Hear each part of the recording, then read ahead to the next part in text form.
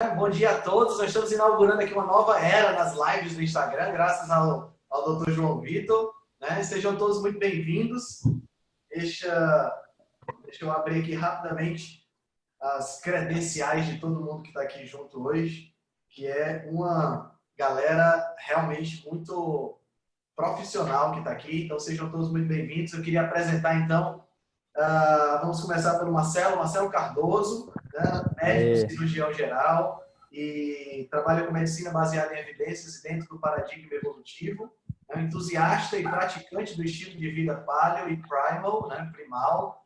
Muito legal, seja bem-vindo, doutor Marcelo. Estamos também com o doutor Eurípides, né? Doutor Eurípides, cirurgião geral e coloproctologista, faz também colonoscopia e fisiologia no retal e também trabalha com modulação intestinal.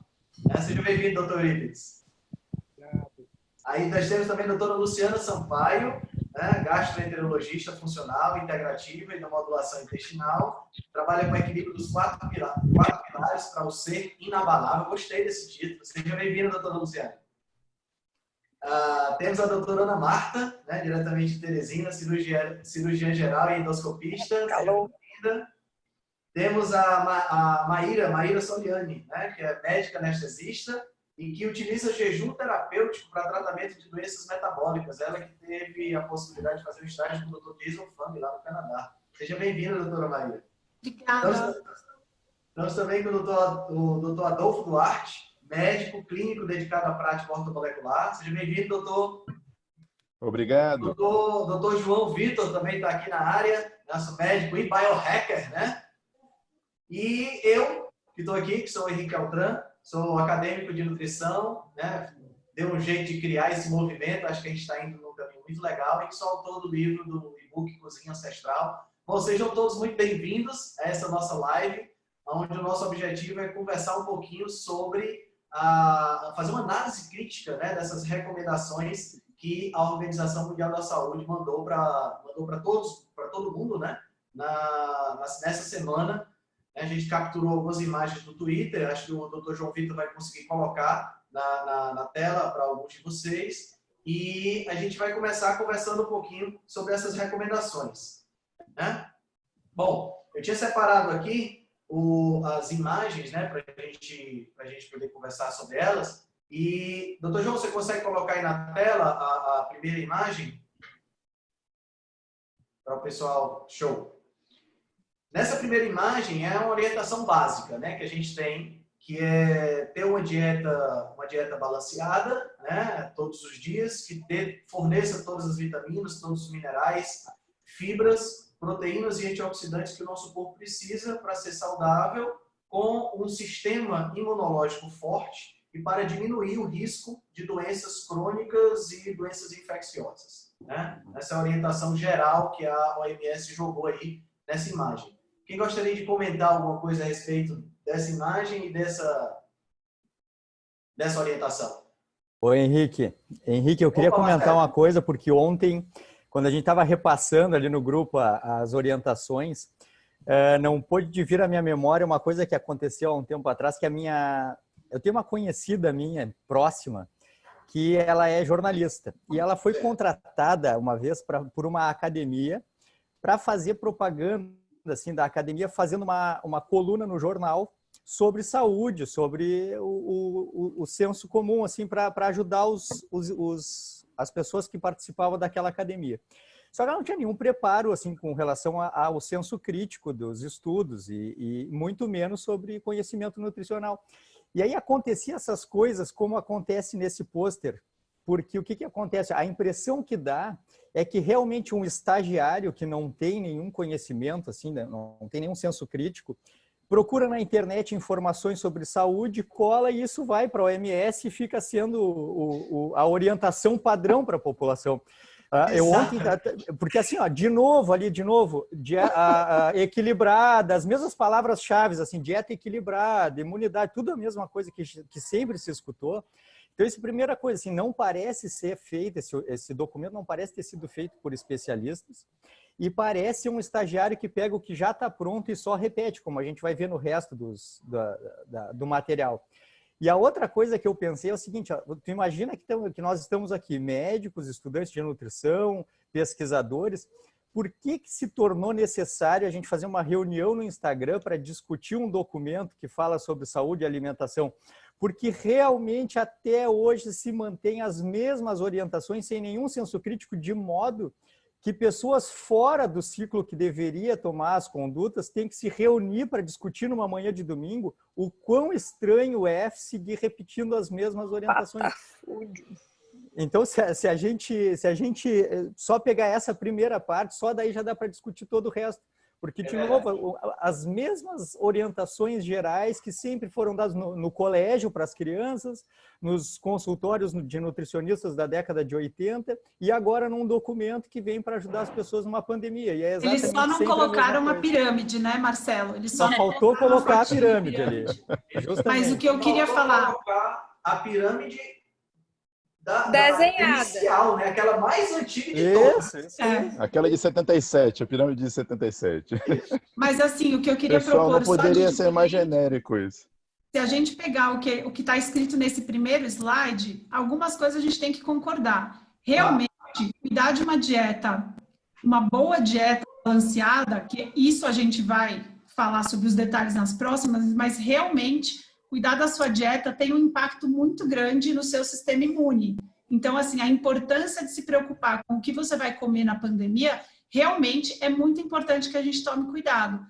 O problema é o que a gente vai comentar dos próximos, mas em termos, assim, se a gente for detalhista, sobre esse slide, a OMS tem razão. Sem dúvida. E puxando aí o gancho para o que a Maíra falou, realmente, assim, as orientações não...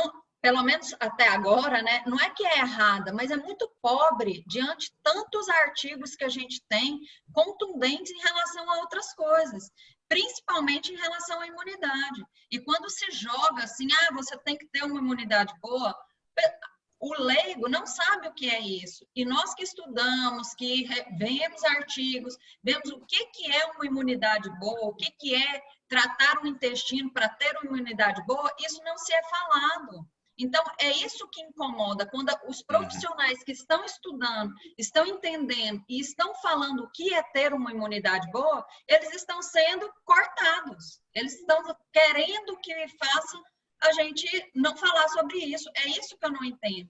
Eles colocaram uma coisa genérica e quando falar de imunidade, ter profissionais que estudam sobre isso, falar, e eles simplesmente tiram o poder dessas pessoas que têm autoridade para poder falar. Exato. Eu interessante. Eu tenho que concordar. É que essa imagem, quando você olha para a imagem, ela, como a doutora Maíra falou, ela tá cheia de verdades de que realmente a gente deve se ocupar com a alimentação. Mas você observa no canto inferior direito que você só tem vegetais. Então você tem um viés de cara logo, um viés vegano. Um viés vegetariano, vegano. Um viés vegetariano, um viés vegano muito forte. Né? Não tem uma imagem, nem do peixe, que o pessoal diz que é o foco principal de proteína da dieta mediterrânea, você tem nessa imagem. Quer dizer, é só vegetais, como se nós não encontrássemos uma boa nutrição nos animais. Isso é uma coisa que eu observei logo de cara, porque eu fico sempre muito atento a isso. Na verdade, eles fazem uma concessão, né? Você vai ver os textos nos próximos slides, eles até concedem e falam no nome origem animal. Só que eles vão, tipo assim, você pode comer origem animal. Se eu não me engano, é 140 gramas, né? Só que só de, ou é 120 ou é 140, e só de grãos eles mandam, tipo... 130 de grãos. Vamos comentar os próximos, então, porque esse primeiro é muito genérico. Tem muita coisa para a gente falar. Orientação que não orienta nada. É verdade. Então vamos para o próximo. O próximo, dentro da nossa ideia, deixa eu ver aqui. É exatamente o que fala agora apareceu ali. Eu consegui colocar agora no meu Instagram também. Não sei se está eu não tô mas eu não quero cobrir ninguém. Henrique, você pode ler para mim porque eu não consigo ver o slide. Como em casa. O próximo é de casa, né? Comer em casa para reduzir a taxa de contato com outras pessoas e diminuir a chance de ser exposto ao Covid-19. Manter uma distância de pelo menos 1 metro de outras pessoas e sempre que possível longe de espaços lotados, né? De espaços muito tumultuados, como restaurantes e cafés. Com muitas pessoas que tenham muitas pessoas indo e vindo, não conversar, não pegar nas pessoas, né? Não cumprimentar as pessoas e lavar sempre as mãos e as superfícies, ter garantia que elas estão bem limpas e desinfectadas e tenham uma regularidade nessa desinfecção. Quanto a isso não tem, quanto a isso não tem o que discutir, né? Essa orientação padrão. Eu só acho que isso deveria ser uma rotina, né? Não só por causa esse é o normal, né? Mas eu acho que eu sempre tento recomendar mesmo para os meus pacientes, para todos, que a gente volte para a cozinha, sabe? Que a gente faça disso uma atividade familiar prazerosa, porque na nossa casa a gente sabe exatamente que ingredientes a gente está colocando, a gente coloca amor ali na hora de estar, né? Isso é tão legal, então acho que isso vai ser um dos benefícios aí que a gente vai colher com esse aprendizado, né? Sabe que eu converso sempre sobre isso com pacientes, porque essa é uma orientação padrão, assim, a gente produzir a própria comida e comer com a própria família, essa é uma coisa tradicional. Mas é incrível como muitas famílias, muitas mesmo, eu não tenho esse dado, assim, mas a maioria das famílias tem por rotina não preparar a própria comida. Quando se sugere isso, ainda vem aquela, mas passar mais trabalho é mais difícil, mais tempo, essa realmente não é a rotina. E com certeza, acho que teu comentário foi ótimo, assim, se a gente puder trazer isso para o normal, porque cozinhar em casa, preparar a própria comida, como diz a doutora Maíra, é um hábito angular capaz de modificar outros hábitos. A gente começa a cuidar mais do ambiente familiar, da casa, tem outros benefícios e faz parte de um estilo de vida saudável. Isso com certeza é indiscutível, né? Exato, e isso eu achei um aspecto positivo também da recomendação da OMS, porque tem muita gente achando que porque é lockdown, você tem que pedir no iFood e não a sua própria comida. Então, em termos de saúde, o recomendado é que você faça a sua comida em casa e aprenda com a pandemia que você vai economizar muito mais fazendo a sua própria comida, você vai saber o que está comendo e o risco de contaminação que existe oral-fecal vai diminuir porque você que está preparando a sua própria comida e você higienizou seus vegetais, etc., antes de cozinhar.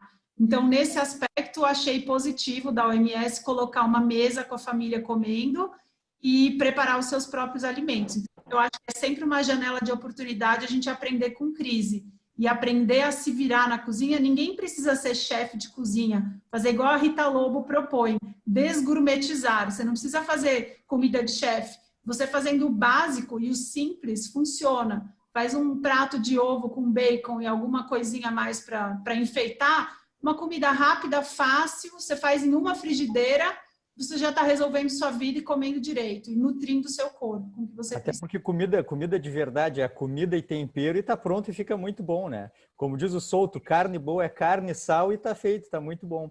Então, realmente, minimalismo é muito bem-vindo, né? É prático, né? Você acaba agregando, você coloca as pessoas da família ali para ajudar, e é mais um momento de interação. E eu digo mais, assim, não só o preparo do alimento, mas o que eu tenho feito agora nessa quarentena, que eu ganhei de um paciente até, eu ganhei um kit para fazer brotos. O negócio é fantástico. Minha filha ama brotos, a gente sempre comprava e é muito fácil de fazer. É muito legal ver que você põe uma sementinha e em 5 dias você tem uma bandeja cheia de brotos, né? E é top. Você faz um grelhado e come uma salada com brotos, mais sementinhas, pô, já tá ótimo, né? E você incluir os familiares nesse hábito de preparar os alimentos. Muito importante. Eu também tenho filho pequeno. Eu falo para minha filha, vai lá buscar o alecrim. Eu moro numa casa, então ela sai, ela já sabe. Ela tem 3 anos. Ela já sabe qual é o alecrim, às vezes nem meu marido acerta.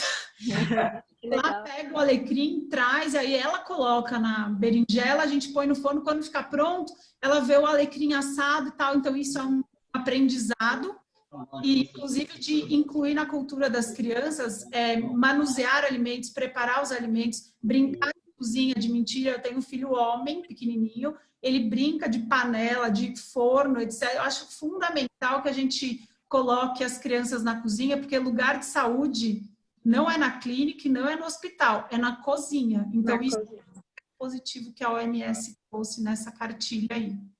Perfeito. Uma coisa que eu Fazer queria... só um comentário, pessoal, rapidamente. Fala, Que, na verdade, isso é um resgate, né? Vamos lembrar que quando a gente era criança, pelo menos a maioria de nós aqui, nosso costume era comer em casa. Essa coisa de comer fora, pedir comida, isso é relativamente contemporâneo, assim, mais recente.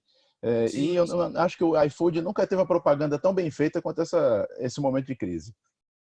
Verdade, verdade. E é uma coisa interessante essa questão, porque você consegue envolver toda a família, e como a minha namorada, que é chefe de cozinha, né, ela fala, esse momento, esse ritual de preparar o alimento, ela costuma dizer que, para ela, começa na hora que você vai escolher os insumos, né? Começa na hora que você vai escolher a fruta, a carne, lá no açougue, lá na feira. Então, quer dizer, eu acho que esse resgate é um resgate muito importante. Eu acho que nesse slide aí, a OMS acertou. A gente que faz a modulação intestinal, esse slide, querendo ou não, frisa um dos princípios da modulação intestinal, que é o Mindful Eating, né? Sim. Bem clara aí. Eurípides, o teu som tá um pouco baixo, pelo menos para mim. Não sei. Ele está falando sobre mindfulness, pessoal, que é fundamental. Muito importante, doutor Eurípides. Muito legal, muito bem lembrado. Né? E essa coisa de preparar, né, a família para sentar na mesa, e tem gente que faz uma oração antes, tem gente que passa por toda a cadeia agradecendo. Isso também é muito legal, né? Porque coloca já, eu brinco que é tipo, você faz um telefonema lá pro trato digestivo, olha, vai preparando aí minhas enzimas, porque vai chegar comida, né? É um jeito de avisar, né? Não trazer o negócio de surpresa. É legal pensar muito assim. Bom, muito bom. Tem uma pesquisa também que mostra um dos fatores de redução, agora eu não lembro as porcentagens, mas de delinquência juvenil era justamente fazer 3 ou mais refeições em família. Então, assim, vamos aproveitar e recuperar também isso, né? Essa questão de fazer uma coisa tão simples que é a refeição em família, que pode ter um impacto em questão de valores pessoais, a ponto de ser uma das medidas mais eficazes de redução de delinquência juvenil. É uma coisa assim fantástica, né? E uma coisa que eu ia falar em relação a essa questão do mindfulness e tudo isso é que, como eu gosto sempre de conversar com o Dr. Marcelo, tem tudo a ver com a nossa questão evolutiva, né? Porque o momento de se alimentar, o momento da refeição, sempre foi um momento de muita satisfação, de muita união daquela tribo, vamos pensar assim. Né? A gente estava sentado ao redor da fogueira, a gente estava preparando o alimento, então era um momento de comunhão. Isso que a doutora Luciana falou da oração, dessa congregação, é algo que hoje a gente está conseguindo fazer muito mais. Né? A gente não está mais uma pessoa comendo em casa, outra pessoa comendo no restaurante, outra assistindo televisão, outra, a gente está mais unido dentro dessa perspectiva. Eu acho que isso é muito bom. É isso aí. Não tenha dúvida que realmente, Henrique, certamente agora, depois que a doutora falou, me passa um filme na cabeça. Certamente desde o preparo, da procura pelo alimento, preparo já muito antes. Então, certamente isso tem impacto nos processos digestivos e metabólicos. Com certeza, essa parte histórica ela está bem enraizada e certamente repercute, com certeza. Isso é muito legal. Muito legal. Vamos para o próximo? Henrique, o próximo já tem... João, fala. Só atualizar vocês aqui dos comentários, mas tem um tanto de gente aqui no comentário falando que está preparando um almoço em família, que está começando o churrasco em casa. Que legal. Show de falando bola. sobre a questão de relaxamento, que é cozinhar, né? O celular na mesa, que realmente é uma coisa que atrapalha também, né? E, por último, esse período de isolamento, de distanciamento, as pessoas passam mais tempo em casa e aumentam a frequência alimentar, o que também não é muito legal, né? Verdade. Isso daí eu gostaria de comentar especificamente, porque é um sinal de alerta. Tem uma coisa que a gente precisa pensar. Um corpo bem nutrido não sente fome toda hora. Se você está querendo comer toda hora, provavelmente a sua despensa está cheia de alimentos que prejudicam a sua sensação de saciedade e inflamam o seu cérebro, aumentando a sua busca por recompensa alimentar. Então, não dá para a gente, num período de estresse, de confinamento, encher a despensa de tentativas de armadilhas para destruir a nossa saúde, a nossa regulação de apetite. Então, a gente precisa ter consciência que os alimentos estimulam o apetite. Se você está escolhendo errado os seus alimentos, a sua fome está aumentada. Então, menos é mais de verdade. Se você melhorar a qualidade do que você está comendo, você vai diminuir o seu apetite, vai comer menos vezes ao dia e vai, inclusive, economizar. Financeiramente falando, você vai comer menos e gastar menos com menos bobagem. Então, isso é muito importante que você preste atenção. Se você está tendo fome o tempo inteiro, você está comendo errado. E a gente vai comentar nos próximos como você pode estar comendo errado e como você deve estar aumentando seu apetite escolhendo as coisas que provavelmente a OMS recomenda. Inclusive, Maíra, quem não é acostumado a fazer atividade física e começa a fazer, fala, nossa, agora que eu comecei a fazer atividade física, eu chego em casa e quero comer o mundo, né? São pessoas que já estão habituadas com essa dependência do carboidrato, que é o que te dá aquela vontade de comer o tempo todo. Inclusive agora, eu não sei se vocês estão sabendo, está tendo o Arnold Conference online. Eu estava participando até agora, que teve a palestra da doutora Louise Burke, que é uma das renomadas aí para falar da high fat, e inclusive em esporte, né? É o que ela trabalha. Imagina na pessoa, se no esporte consegue dar essa energia para fazer uma atividade a longo período, imagina para quem não faz nada, né? Que energia que não daria. Daria muito mais energia você ter uma dependência da gordura e não do carboidrato. Mas isso requer tempo, orientação, bons profissionais fazendo isso e não simplesmente sair seguindo aí orientações até de pessoas como nós que falamos às vezes aí nas mídias sociais sobre a importância da gordura e a pessoa acaba incluindo a gordura sem mesmo retirar o carboidrato, que é o pior, né? O pior é isso. E as gorduras também não são iguais, né? Que é super importante. Porque qualquer gordura, a gente vai até falar, porque a OMS, como ela está baseada em recomendações que vêm desde a década de 70, eles esqueceram de se atualizar, eles estão recomendando alguns tipos de gordura que fazem mal para a sua saúde. É por isso que essa live é tão importante, pessoal. Prestem atenção, porque não são todas as gorduras que são boas, e a gente vai falar sobre isso, né, Henrique? Isso, agora nesse próximo slide a gente já consegue falar um pouquinho sobre essa questão das gorduras, mas principalmente eu acredito sobre a questão da composição do prato mesmo, né? Que esse slide aqui, eles só fizeram pegar a pirâmide alimentar e distribuíram em quantidades, né? Em pedaços. Né? Então ele coloca o quê? Ele coloca que nós devemos comer diariamente 4 porções de frutas, né? Precisamos comer 5 porções de vegetais, no mínimo 180 gramas de grãos e 160 gramas de carnes e feijões. Tá? Ele sugere aqui que carne vermelha seja no máximo 1 a 2 vezes por semana e frango, né, seja de 2 a 3 vezes por semana. Então, comentários a respeito disso aí. Não, eu vou Peguei as pedras. A mim me dá um pouco de nervoso, porque provavelmente eu não vou sobreviver essa pandemia. Tá bom para preparar a gente para o abate. Se a questão for preparar para o abate, tá ótimo. Vai ficar todo mundo bem gordinho para o abate, né, doutor Adolfo? Exatamente. Vamos começar pelas frutas? Vamos começar pelas frutas? Vamos lá, doutor. Eu acho que fruta é um assunto muito polêmico e a gente tem que falar sobre elas.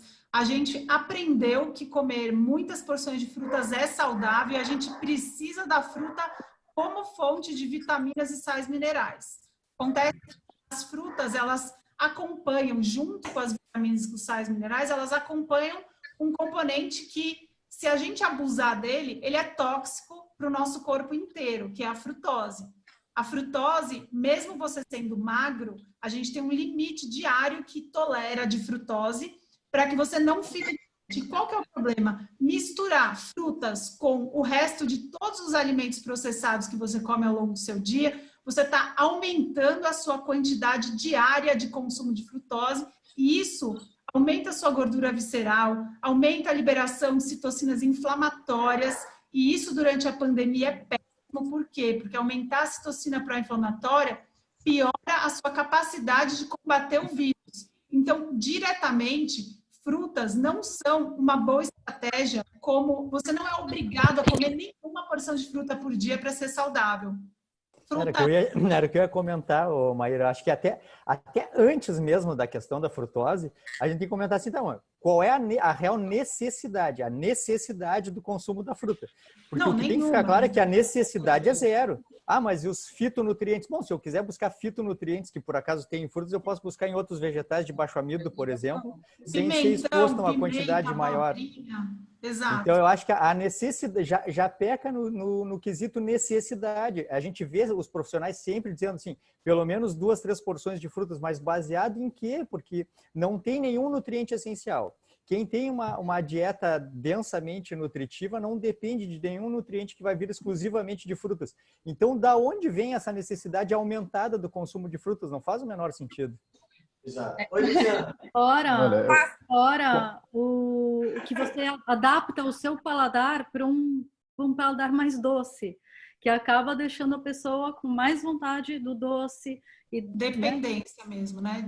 E acaba criando, né? Assim, eu vou só criar um contraponto.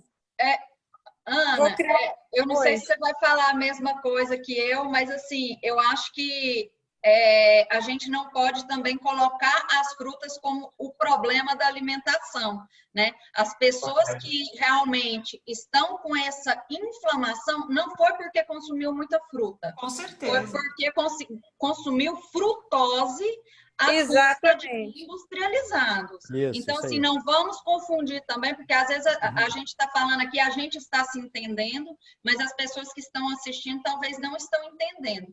Uma coisa é a frutose da fruta, outra coisa é a frutose de industrializados. A partir do momento que você consome a frutose em excesso, principalmente vindo de industrializados, porque tudo de industrializado que é adoçado normalmente é com xarope de frutose. E isso acaba tendo até uma intolerância à frutose que vem até da fruta. Aí que vem, nossa, mas todo mundo fala que fruta é tão saudável. Realmente, fruta é saudável, tem seus nutrientes, mas a partir do momento que você exagerou com outras coisas, até mesmo as frutas, elas vão ter que ser diminuídas. Esse é exatamente o mesmo raciocínio do carboidrato em geral, das estratégias low carb, não só relacionado à frutose, mas à glicose em si, que é aquela grande coisa assim, dizer, as raízes e tubérculos são alimentos saudáveis? Com certeza são, mas para um obeso diabético com resistência à insulina, com certeza não são. Então, são exato, as recomendações não podem ser ninguém fica e o que a gente sempre tenta falar para o paciente, a associação entre os alimentos que é o mais importante. Às vezes, uma fruta um alimento sozinho, ele não faz a mesma coisa quando você associa dois alimentos. Então, por mais que a fruta às vezes tenha um açúcar maior, se você adicionar uma outra coisa junto com ela que vai diminuir aquele índice glicêmico, se a pessoa gosta daquilo e quer consumir, e pode consumir, dependendo da etapa do processo de efeito anti-inflamatório que ele tiver, ele vai poder consumir, mas com as associações corretas. Isso. Mas eu acho que a questão... doutora Ana. A doutora Ana estava querendo falar, você quer dar sua colocação? Então, na verdade, a gente tem aí essas duas coisas. Por exemplo, a Lu vai entender, e a Adriana também vai entender quando eu falo se a gente vai falar de alimentos FODMAPs. Uma das coisas que são extremamente ricas em FODMAP é a frutose. Aí todo mundo sempre associa a fruta. Gente, 50% do açuquinha branco, ele é frutose. Então, assim, a maior quantidade de frutose, o que está dando esteatose hepática no povo, o que está dando essa gordura visceral é esse açuquinha. Não adianta nada você morrer de medo de comer a banana, mas colocar uma colherzinha, 2 colherinhas de açúcar no café, ou então tá almoçando num restaurante e colocar aquele molho para salada maravilhoso que tem lá pronto, industrializado, e que tem um monte de high high fructose corn syrup, né, que é o xarope de milho. E assim, mas Deus me livre de comer a banana, né? Deus me livre. Só que a questão maior é que não são ninguém sem consciência consegue comer um saco de laranja de uma sentada, né? Dá trabalho descascar, dá trabalho chupar, dá trabalho comer o bagaço. Agora, aí entra a questão, eu consigo facilmente, e toda foto de café da manhã saudável tem um suco de laranja.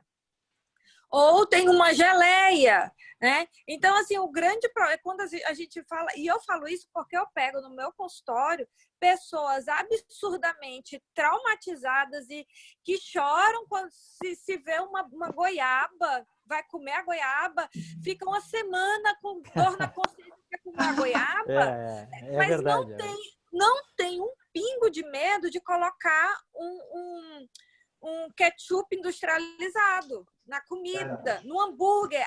Eu como low fat, ou high fat, high protein, pega um hambúrguer, taca o ketchup industrializado. Mas se colocar uma banana na frente dela, é capaz da pessoa infartar.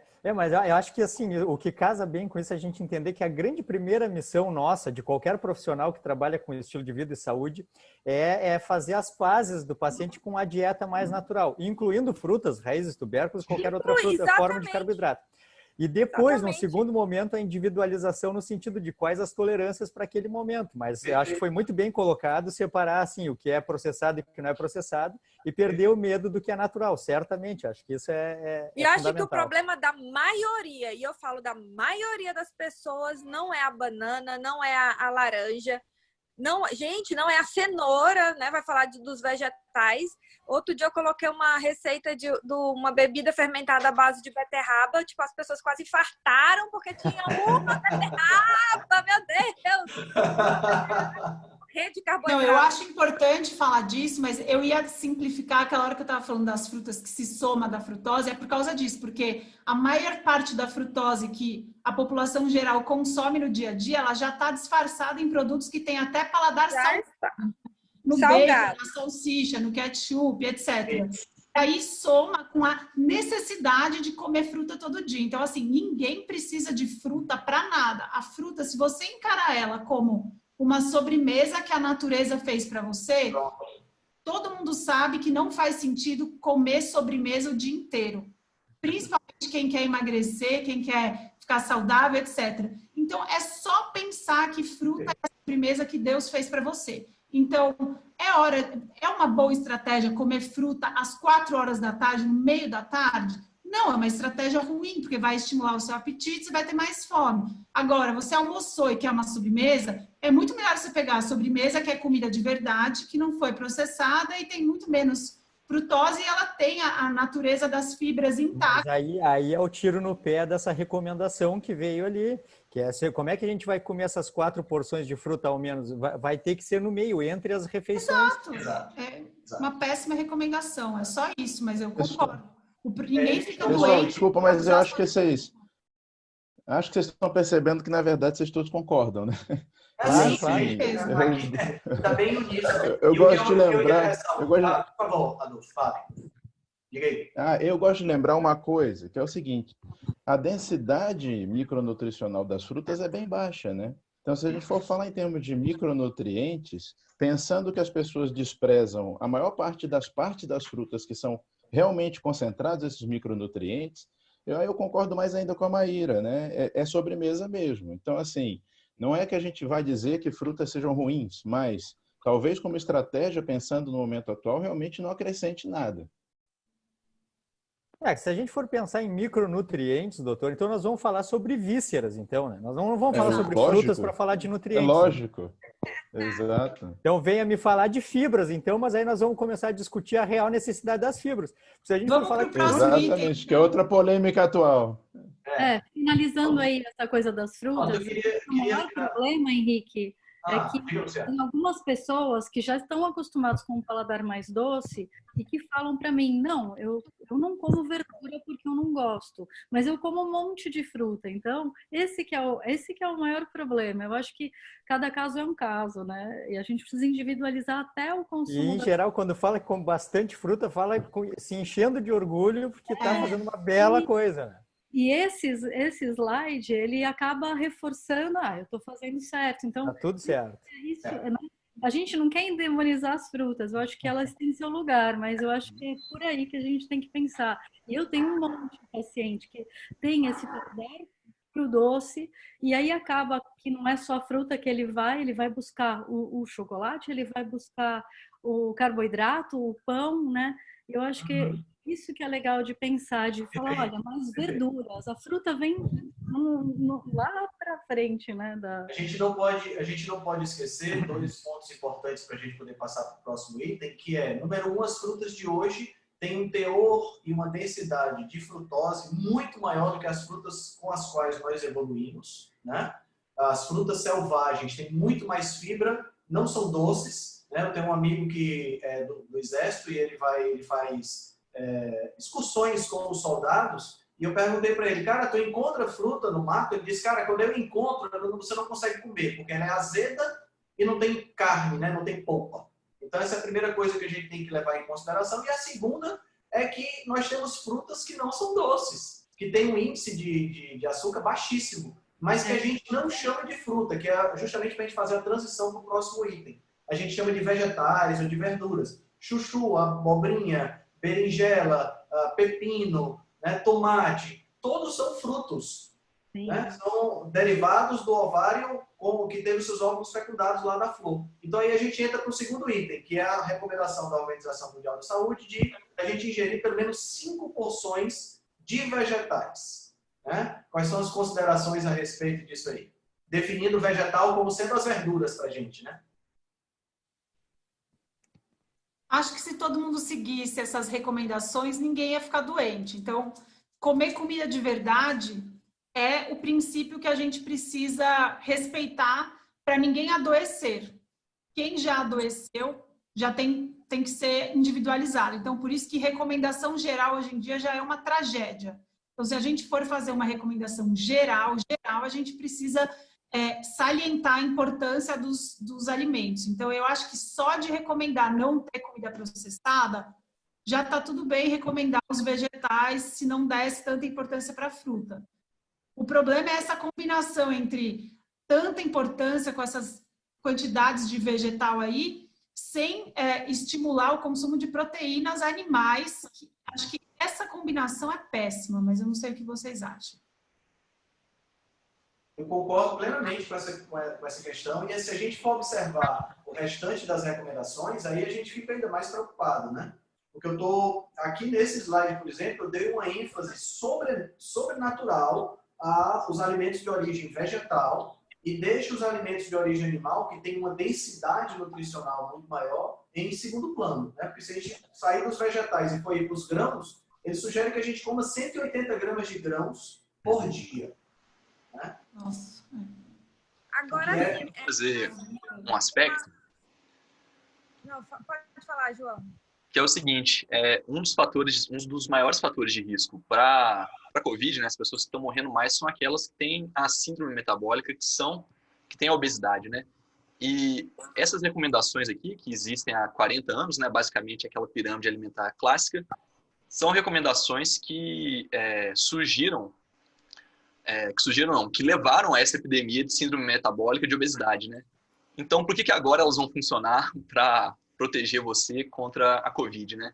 É a definição de insanidade, né? Repetir sempre, achando que alguma coisa vai mudar, mantendo a mesma estratégia. Então, é por isso que eu falei no começo, a OMS não se atualizou, não deu o download da versão nova de como os seres humanos devem se alimentar para não adoecerem. E por mais que na década de 70 o governo americano não quisesse matar a população e nem espalhar a síndrome metabólica pelo mundo, o inferno está cheio de boas intenções. O governo quis estimular um estilo alimentar com essa pirâmide que não deixou as pessoas saudáveis. Tudo como nos Estados Unidos. Eu queria só eles me deram obesidade lá, síndrome metabólica, e só 17% da população americana não é metabolicamente doente. Então, é um desastre esse tipo de recomendação, e a OMS repete esse tipo de recomendação, apesar de até na American Diabetes Association eles já terem timidamente incluído o low carb como a melhor alimentação para diabéticos e pré-diabéticos.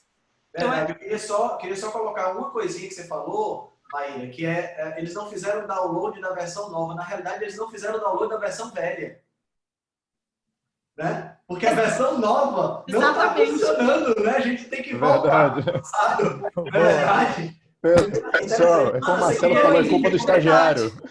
Deixa eu só comentar uma coisa. Eu tenho como princípio genérico e não individual recomendar pelo menos 1,5 gramas a 2 gramas de proteína por peso diário. E quando ele fala 140 gramas de proteína animal e ainda gramas, né? Ou seja, nuts and seeds. Ele a 140 gramas, não sei por que isso é 140 gramas de proteína, né? Tipo assim, é 140 gramas de carne e não de proteína. Então, quando você vai calcular o mínimo de proteína que ele está falando para as pessoas comerem, suponhamos que seja 140 gramas de carne. Pessoas que entendem de conta me ajudem. 140 dividido por 20, isso aí vai dar o quê? 7 gramas. 7 gramas de proteína por dia. Gente, isso é... Primeiro, não, vai dar 28 gramas. Né? Quem é que faz reparação de glucose? Recomendado, né? Exatamente. Verdade, né, Ana? Muito bem lembrado, porque massa magra abaixo do normal piora a sua imunidade. Piora! Tem desnutrição. E é isso que a gente observa, né, Maíra? As pessoas, elas estão gordas, porém sarcopênicas. Não é porque você está gordo que você tem massa muscular. E, por exemplo, a gente pega muito esse povo que é os bodybuilders, né? Que fazem carb-up. Gente, quem faz massa muscular não é carb-up de carboidrato. Assim, então as pessoas confundem isso. Como é que você vai construir uma estrutura muscular, o músculo como dentro de uma estrutura preditora em idosos, né? A partir do momento que você envelhece, preditora de bom desfecho de todas as doenças, é a sua estrutura muscular. E como que você vai construir seguindo uma orientação de 7 gramas por dia?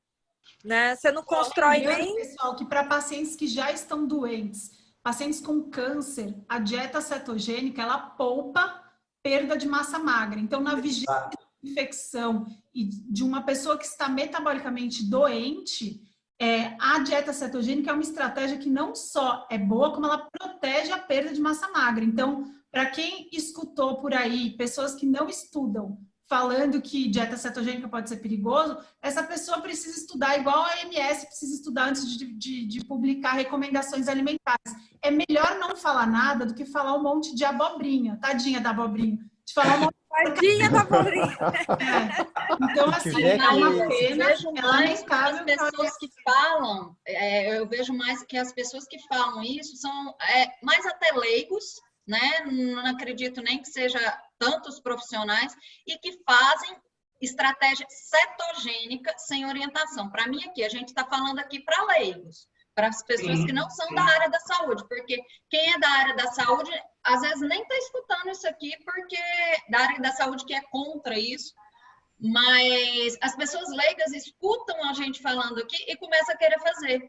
E aí faz de uma forma errada, e isso sim pode ser maléfico, pode ser mais inflamatório, porque não tem uma orientação correta. Mas eu acho importante a gente deixar as pessoas que estão seguindo esse estilo de vida para tratar doenças metabólicas, então um diabético que foi lá e escutou, mas para de fazer isso agora é hora de cuidar da sua imunidade, toma cuidado com essa cetogênica. Então eu acho que é importante a gente falar sobre isso, que é sim uma estratégia que pode te proteger de uma série de desfechos piores, inclusive mecanisticamente falando sobre o inflamassoma, que ele é ativado durante a infecção do Covid, é o mesmo que cetonas elevadas protegem, diminui a liberação de IL-1 beta, que é o principal fator imunológico aí, que faz a tempestade de citocina, que é um dos fatores de gravidade pulmonar aí. Então, assim, eu acho que é importante para as pessoas que já estão seguindo, eu tenho vários pacientes que fazem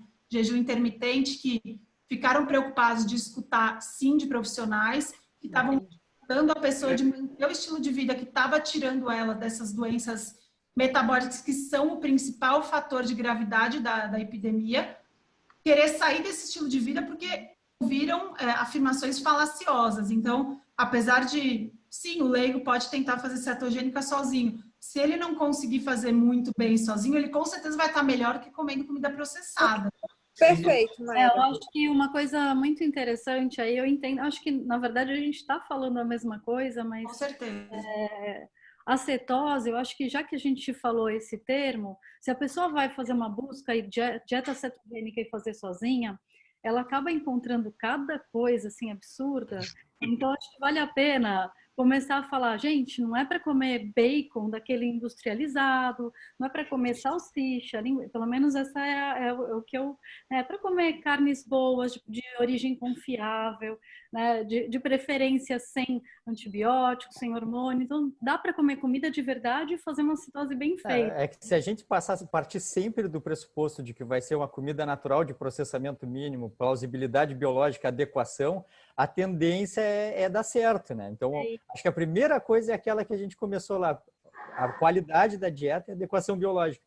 E uma outra coisa que eu queria só para encerrar isso é que se a gente limitar o consumo animal e liberar o consumo vegetal, a quantidade de energia na forma de glicose que vai ter que se consumir para bater uma meta mínima proteica é uma coisa muito grande. É difícil combater síndrome metabólica e melhorar a imunidade, tendo que consumir tanto carboidrato junto com grãos e leguminosas para poder bater uma meta de pelo menos 0,8 gramas de proteína.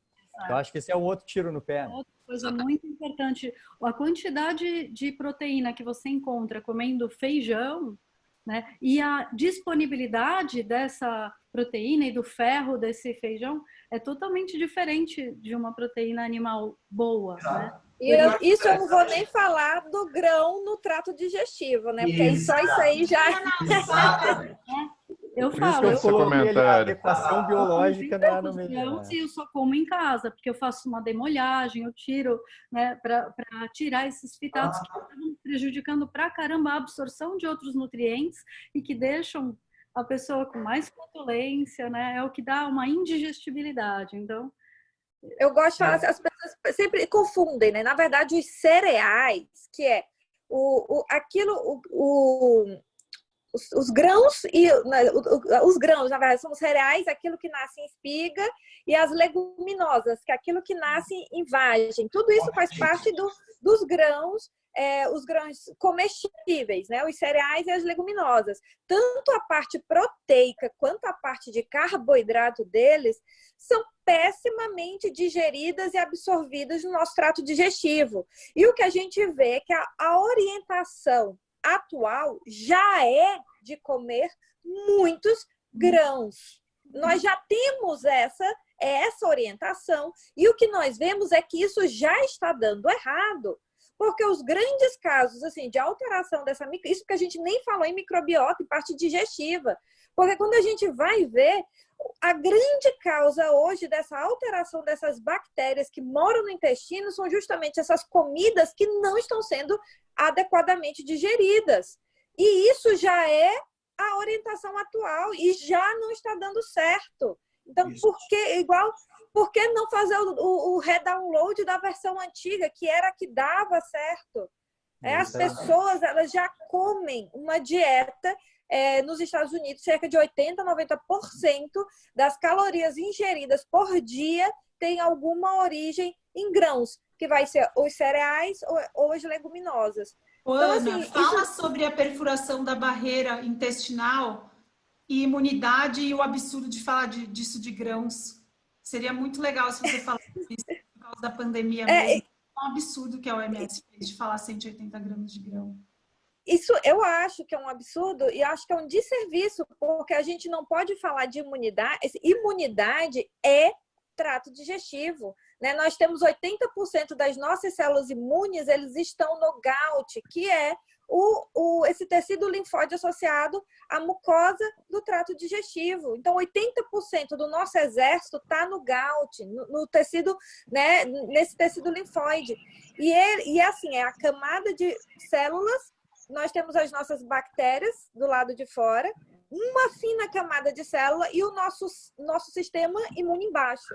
Então, essas bactérias, elas podem fazer parte de uma imunidade inata boa. Entretanto, nós não estamos com as nossas células, essas bactérias, de forma adequada por conta dessas orientações alimentares, excesso de açúcar, excesso de óleos vegetais refinados, que a gente ainda vai falar. Então, vamos falar sobre esse assunto. Isso tudo causa uma superinflamação, né? Tanto superinflamação. Os grãos não são absorvidos, vai sobrar comida, essas microbiotas vão se multiplicar comendo essas coisas que não são digeridas, tá? E com isso nós vamos ter... Fala né, a gente... Ana, ainda mais que tem algumas que quebram as tag junctions. Então, isso porque a gente nem está falando do glúten, a gente não está falando da adenina. O filme ali ainda, né? A gente ainda nem está falando disso. Já estraga lá a barreira e ainda estraga as tag junctions, liberando os hormônios, né? A gente não pode esquecer que as sementes, né, os grãos, que são os cereais e as leguminosas, são os bebês dos vegetais. Aonde a gente vai ter, tirando tudo isso que a doutora Ana Marta falou, que é a parte nutricional não digerível que vai sobrar, a gente ainda inclui aí a grande quantidade de toxinas que a gente tem, de fitatos, de oxalatos, de inibidores de tripsina, de groitogênicos. E os caras estão querendo que a gente coma 180 gramas disso por dia. Para combater. Henrique, a gente nem está falando de contaminação fúngica de grão. Também. A gente ainda nem está falando de armazenamento incorreto, das micotoxinas, que são absurdamente... Tudo isso para reduzir o consumo de produtos animais. No final, toda essa junção de orientações, tudo para diminuir o consumo de produtos animais. Bastava dar um passo também, atrás, né? E resolvia todo esse problema. E lembrando que boa parte do mundo já está obeso, e comer grãos o dia inteiro aumenta a sua insulina e é impossível emagrecer e diminuir na vigência de insulina alta. Comer 180 gramas de grão por dia, você vai passar o dia inteiro pastando comidas que vão fazer um pico de insulina absurdo. E lembrando que insulina aumenta a inflamação e inflamação de baixo grau, cronicamente, que é o problema da obesidade, faz com que os obesos não tenham uma reação imune adequada a vírus. E é por isso que quem fuma tem 2 vezes chance maior de morrer durante a infecção pelo Covid e quem está obeso tem 10 vezes mais chance. Então, é uma recomendação seríssima e é uma grande responsabilidade. Ou você fica quieto, ou você faça uma recomendação geral que se aplique a boa parte da população. Então, se fosse para generalizar,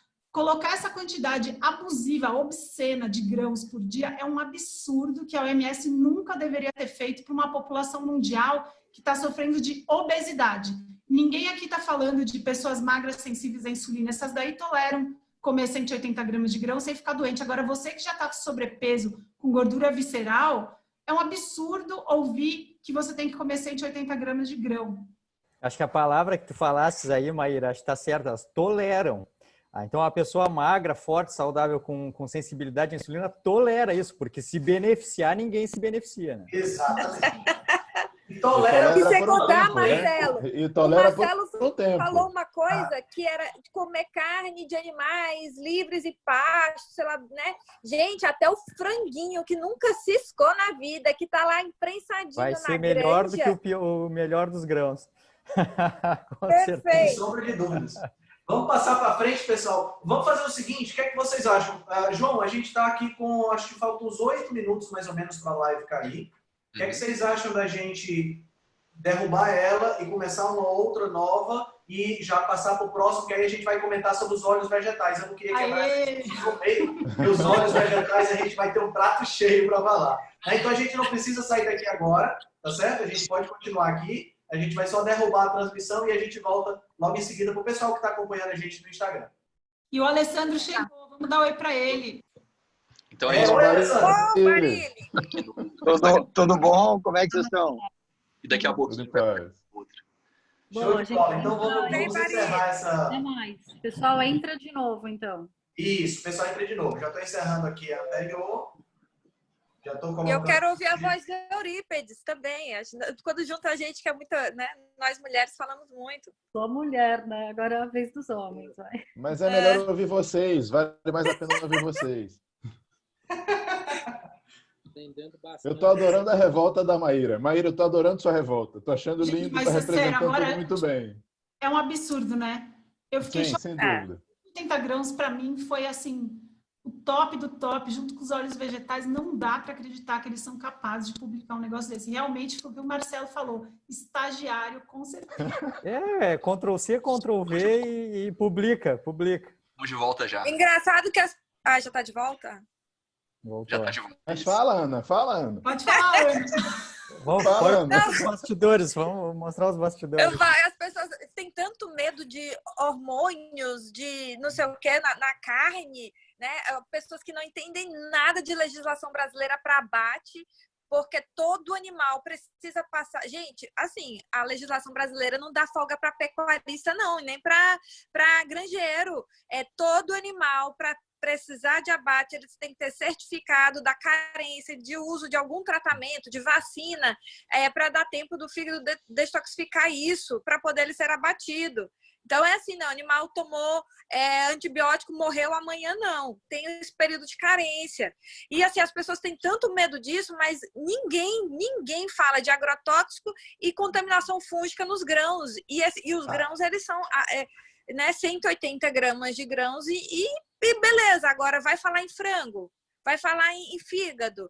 Nossa, aí as pessoas morrem de medo, de fígado, Sabe de aquele frango. raciocínio que acho que a Adriana falou, que as pessoas têm tanto medo, não, foi a doutora Lu que falou, que as pessoas têm tanto medo de fruta e comem um monte de porcaria cheia de açúcar, de frutose e tal. Esse mesmo raciocínio, eu não sei se vocês sabem quem é o Eric Westman, né, o dinossauro da cetogênica aí. Ele... que eu tenho um monte de crítica a respeito, mas o cara, ele tem experiência clínica de muito tempo. E ele fala, até comendo bacon cheio de maltodestrina, as pessoas melhoram do diabetes, emagrecem, melhoram a esteatose hepática, porque a comida é tão porcaria, cheia de grão e açúcar, que se você retira eles, mesmo comendo bacon que não é o melhor do mundo, carne que não é orgânica... A Atkins já melhorava parâmetros metabólicos e a qualidade com a dieta nem era assim tão importante, a salsicha e óleos vegetais, e mesmo assim ainda melhorava metabolicamente. Exato. Só por então, ser assim, low mesmo carb. o lixo, comparado com o lixo do lixo, já é melhor, então dá para... Por isso que eu digo que esse momento que a gente vive hoje é o melhor momento, que a gente tem o conhecimento dos dois lados, do processamento mínimo, a adequação biológica e o viés low carb, com o jejum e as frequências alimentares baixas. Então a gente está tão distante, assim, para o bem, está tão mais avançado, e vem um guia falando as mesmas coisas de sempre, é enlouquecedor, né? Vamos para esse slide que está aí agora, que é exatamente o das gorduras, que eu acho que esse aqui é um prato cheio para a gente ficar aqui pelo menos mais uns 50 minutos. Né? A dica é a seguinte: coma gorduras insaturadas, peixe, abacate, nuts, né, que são as castanhas apenas, azeite de oliva, óleo de soja, óleo de canola, óleo de semente de girassol e de milho. Jesus. Segundo ponto: não coma gorduras saturadas, carne gorda, manteiga, óleo de coco e óleo de palma, cream cheese, manteiga ghee ou banha. Não, aí o terceiro ponto: não coma alimentos industrializados com gordura trans, né? Alimentos processados. Pelo menos isso acertou. Uma boa. O último ponto a gente precisa discutir, porque eu acho que isso é claro. Eu queria só um detalhe. Eles botaram uma imagem, na imagem, no lado direito da imagem, eles colocaram abacates, azeite de oliva, peixes, né, salmão e tal, e colocaram certinho. No lado esquerdo, eles colocaram, presta atenção, Coca-Cola, não tem gordura, certo? Coca-Cola ou refrigerante que não tem gordura. Para falar sobre gordura, né? Para falar de gordura. Colocaram um taco. Mas gordura no fígado. É carboidrato. A massa de milho. massa de milho e colocaram batata frita, que tem a gordura trans, né, claro, e os óleos, mas a sua base é carboidrato. Quer dizer, nem a galera que está dentro da Organização Mundial da Saúde sabe a diferença de carboidrato para gordura. Eles não têm Quando isso. eu digo que são os Estagiário vai estagiários que repetir fazem, estão falando. O estagiário, Adolfo, foi o estagiário. Foi o Vai repetir que ano. Marcelo, a gente vê muito estagiário bom por aí, pelo amor de Deus. É verdade. Como estagiário. Estagiário, não fala mal dos Péssimo estagiário, péssimo estagiário.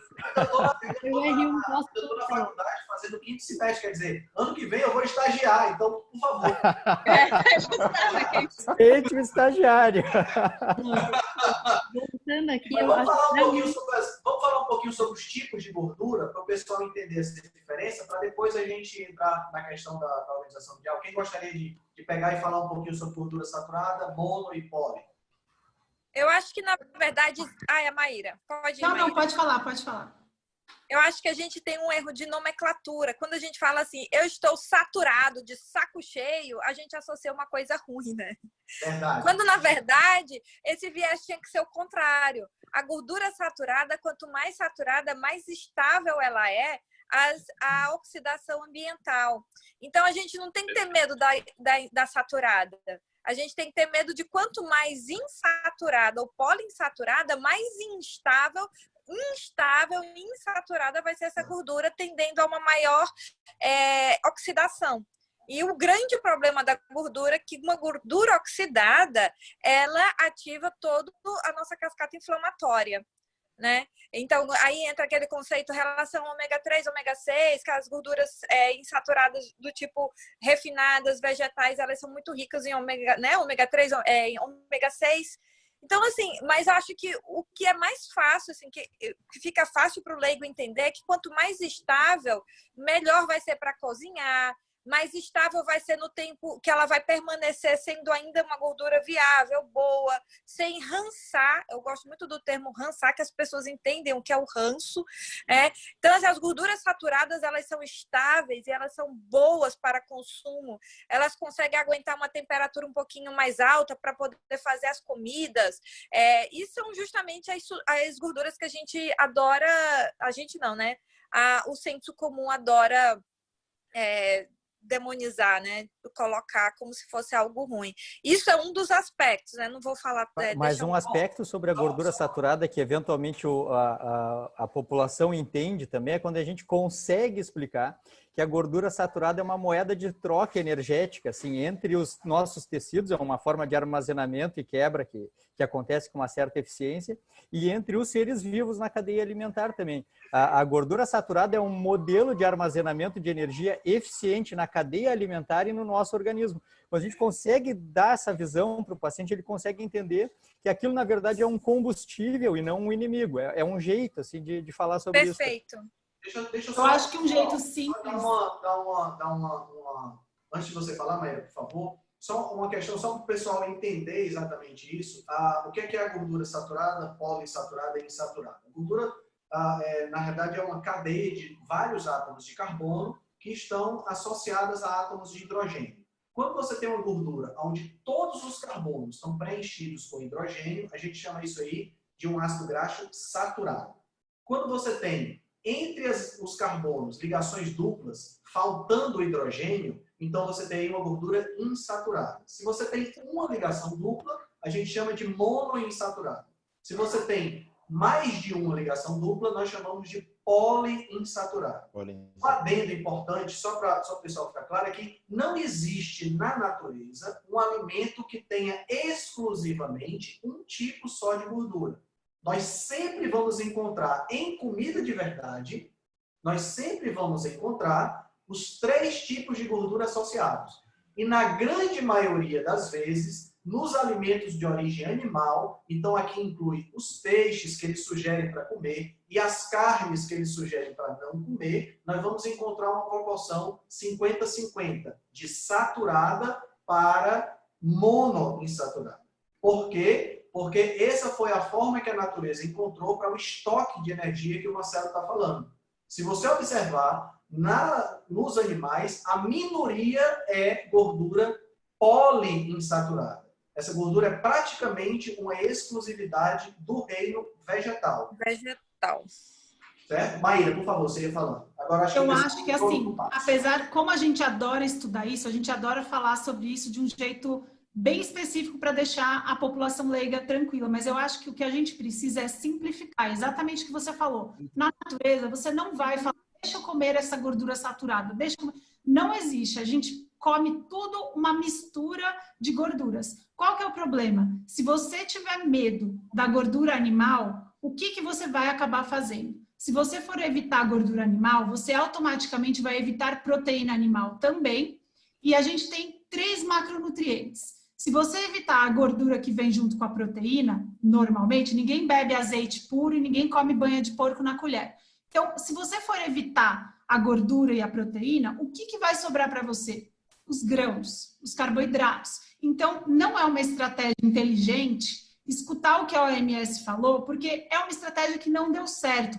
Evitar a gordura dos alimentos e ter medo da gordura dos alimentos faz com que você automaticamente compense comendo grãos, carboidratos, pãozinho, bolo e açúcar. Isso não só engorda, como acumula gordura nos lugares mais vitais para a sua saúde, que é a gordura em volta do seu pâncreas, em volta do seu fígado, que vai aumentar a sua inflamação crônica e vai te deixar, inclusive, mais suscetível a adoecer na pandemia. Então, ter medo de gordura é uma péssima estratégia. Você tem que ter medo de qual gordura? A gordura que a natureza não fez. O óleo vegetal, lembrando, pessoal, que a OMS agora ela falou que gordura trans é ruim, mas na década de 70, onde toda essa pirâmide que a OMS está recomendando deu errado, as gorduras trans eram tidas como boas. Eles mandavam você parar de comer manteiga e comer margarina. Hoje em dia não dá mais para falar isso, porque a gordura trans já foi provada que ela aumenta o risco de doença cardíaca, etc. Então, pensem assim, essa recomendação que a OMS está usando, metade dela já foi provada como prejudicial à saúde. Eles mataram muita gente sem querer, mandando trocar a manteiga pela margarina. Então, não sem querer? Essa recomendação é desatualizada sobre a saúde, mas podem continuar. Não, mas a margarina, doutora, a margarina tem ali o ômega 6 ali com o coração, isso não é bom? Heart healthy, né? É saudável para o coração. E é importante também lembrar que eles começam dizendo não coma gorduras, coma gorduras insaturadas. Eles começam bem.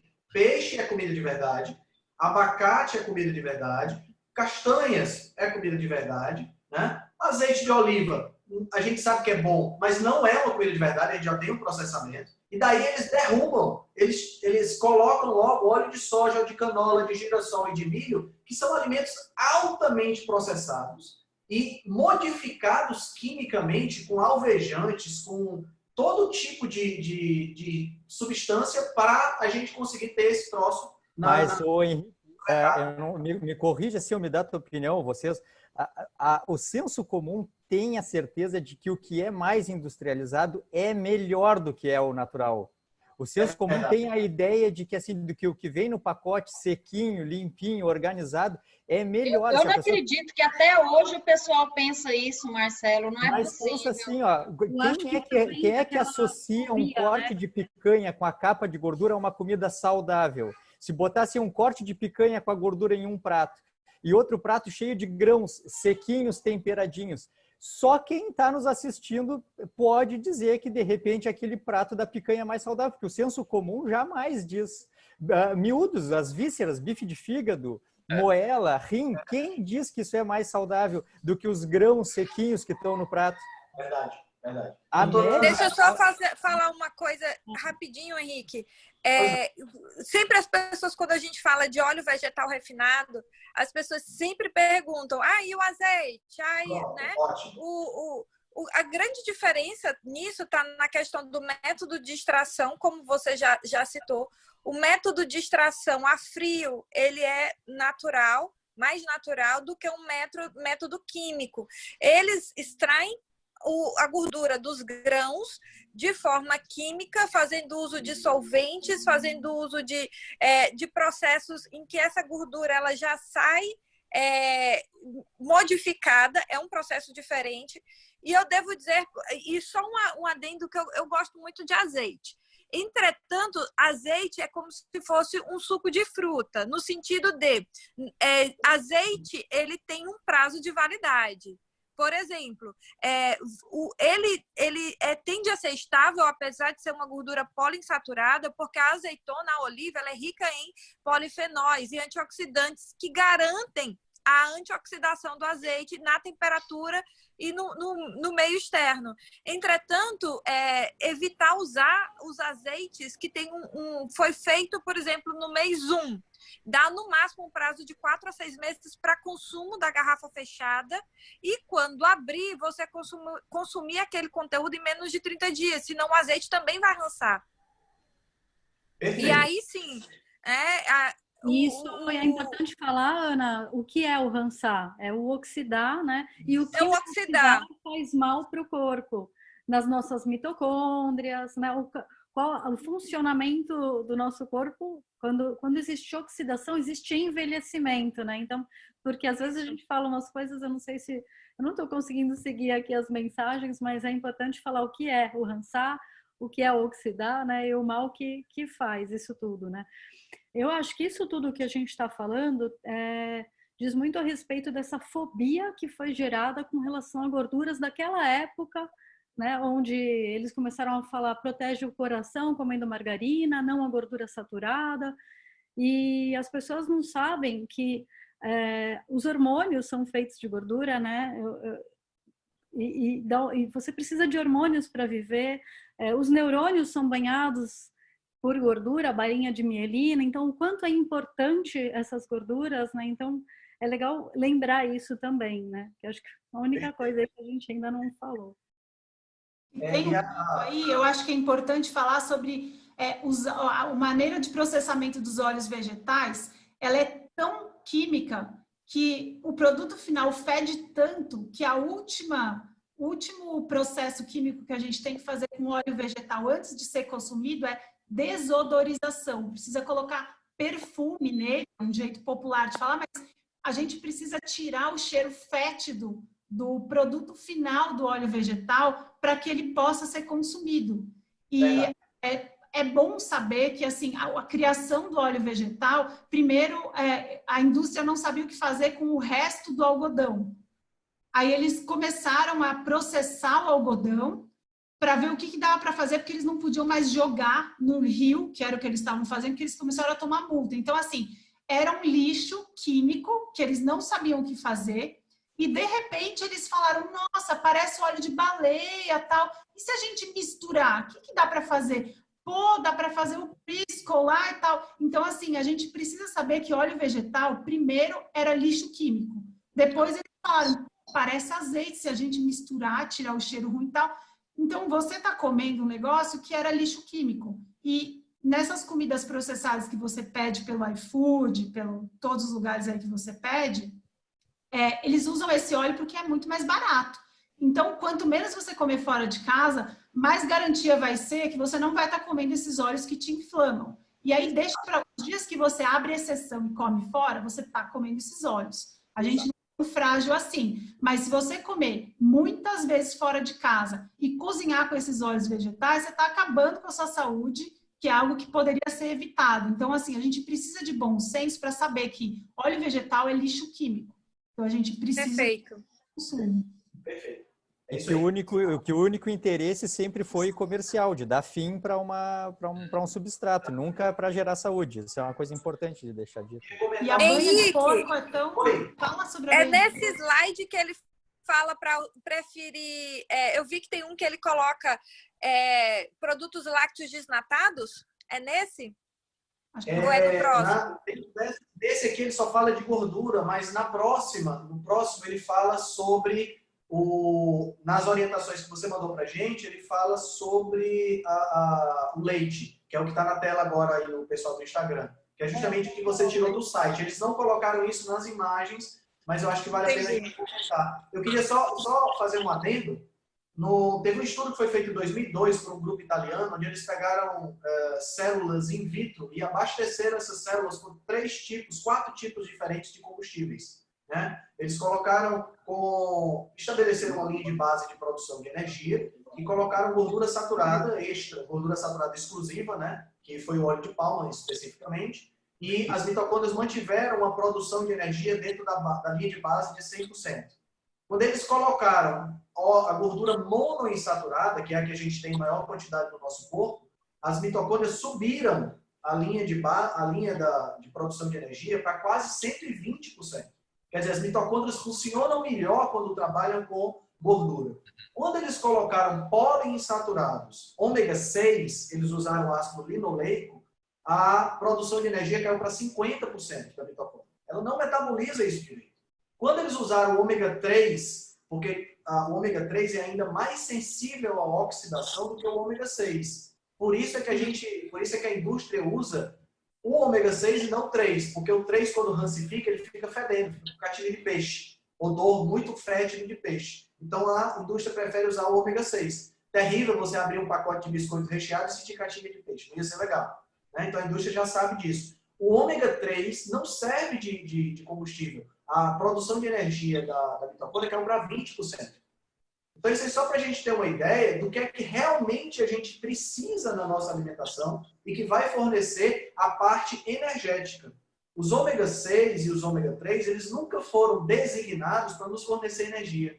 Eles estão na natureza e a gente usa isso aí para nos fornecer moléculas sinalizadoras e precursoras, né? Ou estruturais, mas nunca como fornecimento de energia. E hoje a gente tem um ambiente onde o maior consumo que nós temos de ácidos graxos, por conta dos óleos vegetais, é de ômega 6.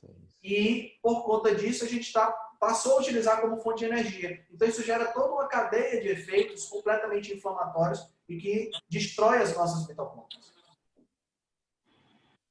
Mas vamos Perfeito. falar... Ana, você queria falar do leite? Não, se alguém quiser, eu já falei tanto.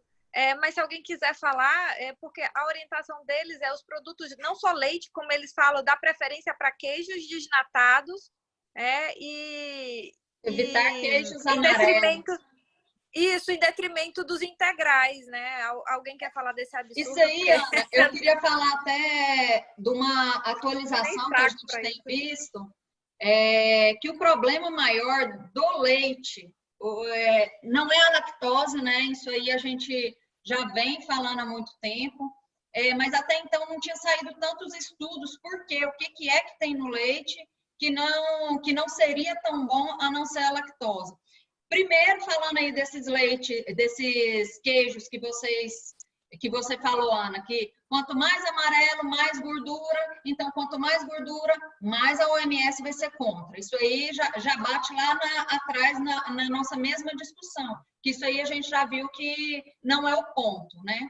Mas quando nós falamos que quanto mais amarelo, mais gordura, quanto mais branco, menos gordura, ao mesmo tempo é mais lactose e mais caseomorfina. E hoje, assim, o assunto do momento é desbiose. Por quê? Porque está saindo muito estudo realmente em relação à desbiose. E falando em desbiose e leite, o problema não é a lactose. Porque senão as pessoas consumiriam lactase ou produto lácteo sem lactose e se sentiriam bem. Na verdade, não é. Saiu um estudo atual sobre a caseomorfina, que ela é uma das principais para fazer o leaky gut, que é o intestino permeável, aquela permeabilidade que a gente falou lá das tight junctions. Então, o ideal seria consumir leites do tipo A2. Quais são os leites do tipo A2? São leites que vêm do gado gir.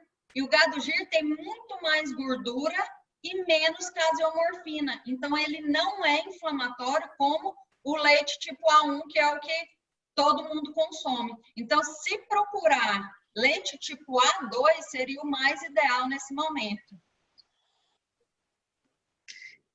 Só com relação ainda ao leite, tem aquele artigo que saiu no New England, Milk and Health, e justamente eles falam sobre isso, da questão voltada principalmente ao emagrecimento, à saciedade. Eles compararam o consumo dos lácteos desnatados ao integral. E eles fizeram essa revisão sistemática e viram que não há benefício nenhum e nem indicação de consumo de produtos desnatados. Não há nenhum benefício em se retirar a gordura desses produtos lácteos. Inclusive, é contraindicado fornecer produto desnatado para criança, porque criança precisa de gordura. Então, acho assim que eles terem colocado isso, essa recomendação foi a minha surpresa ontem também, doutora.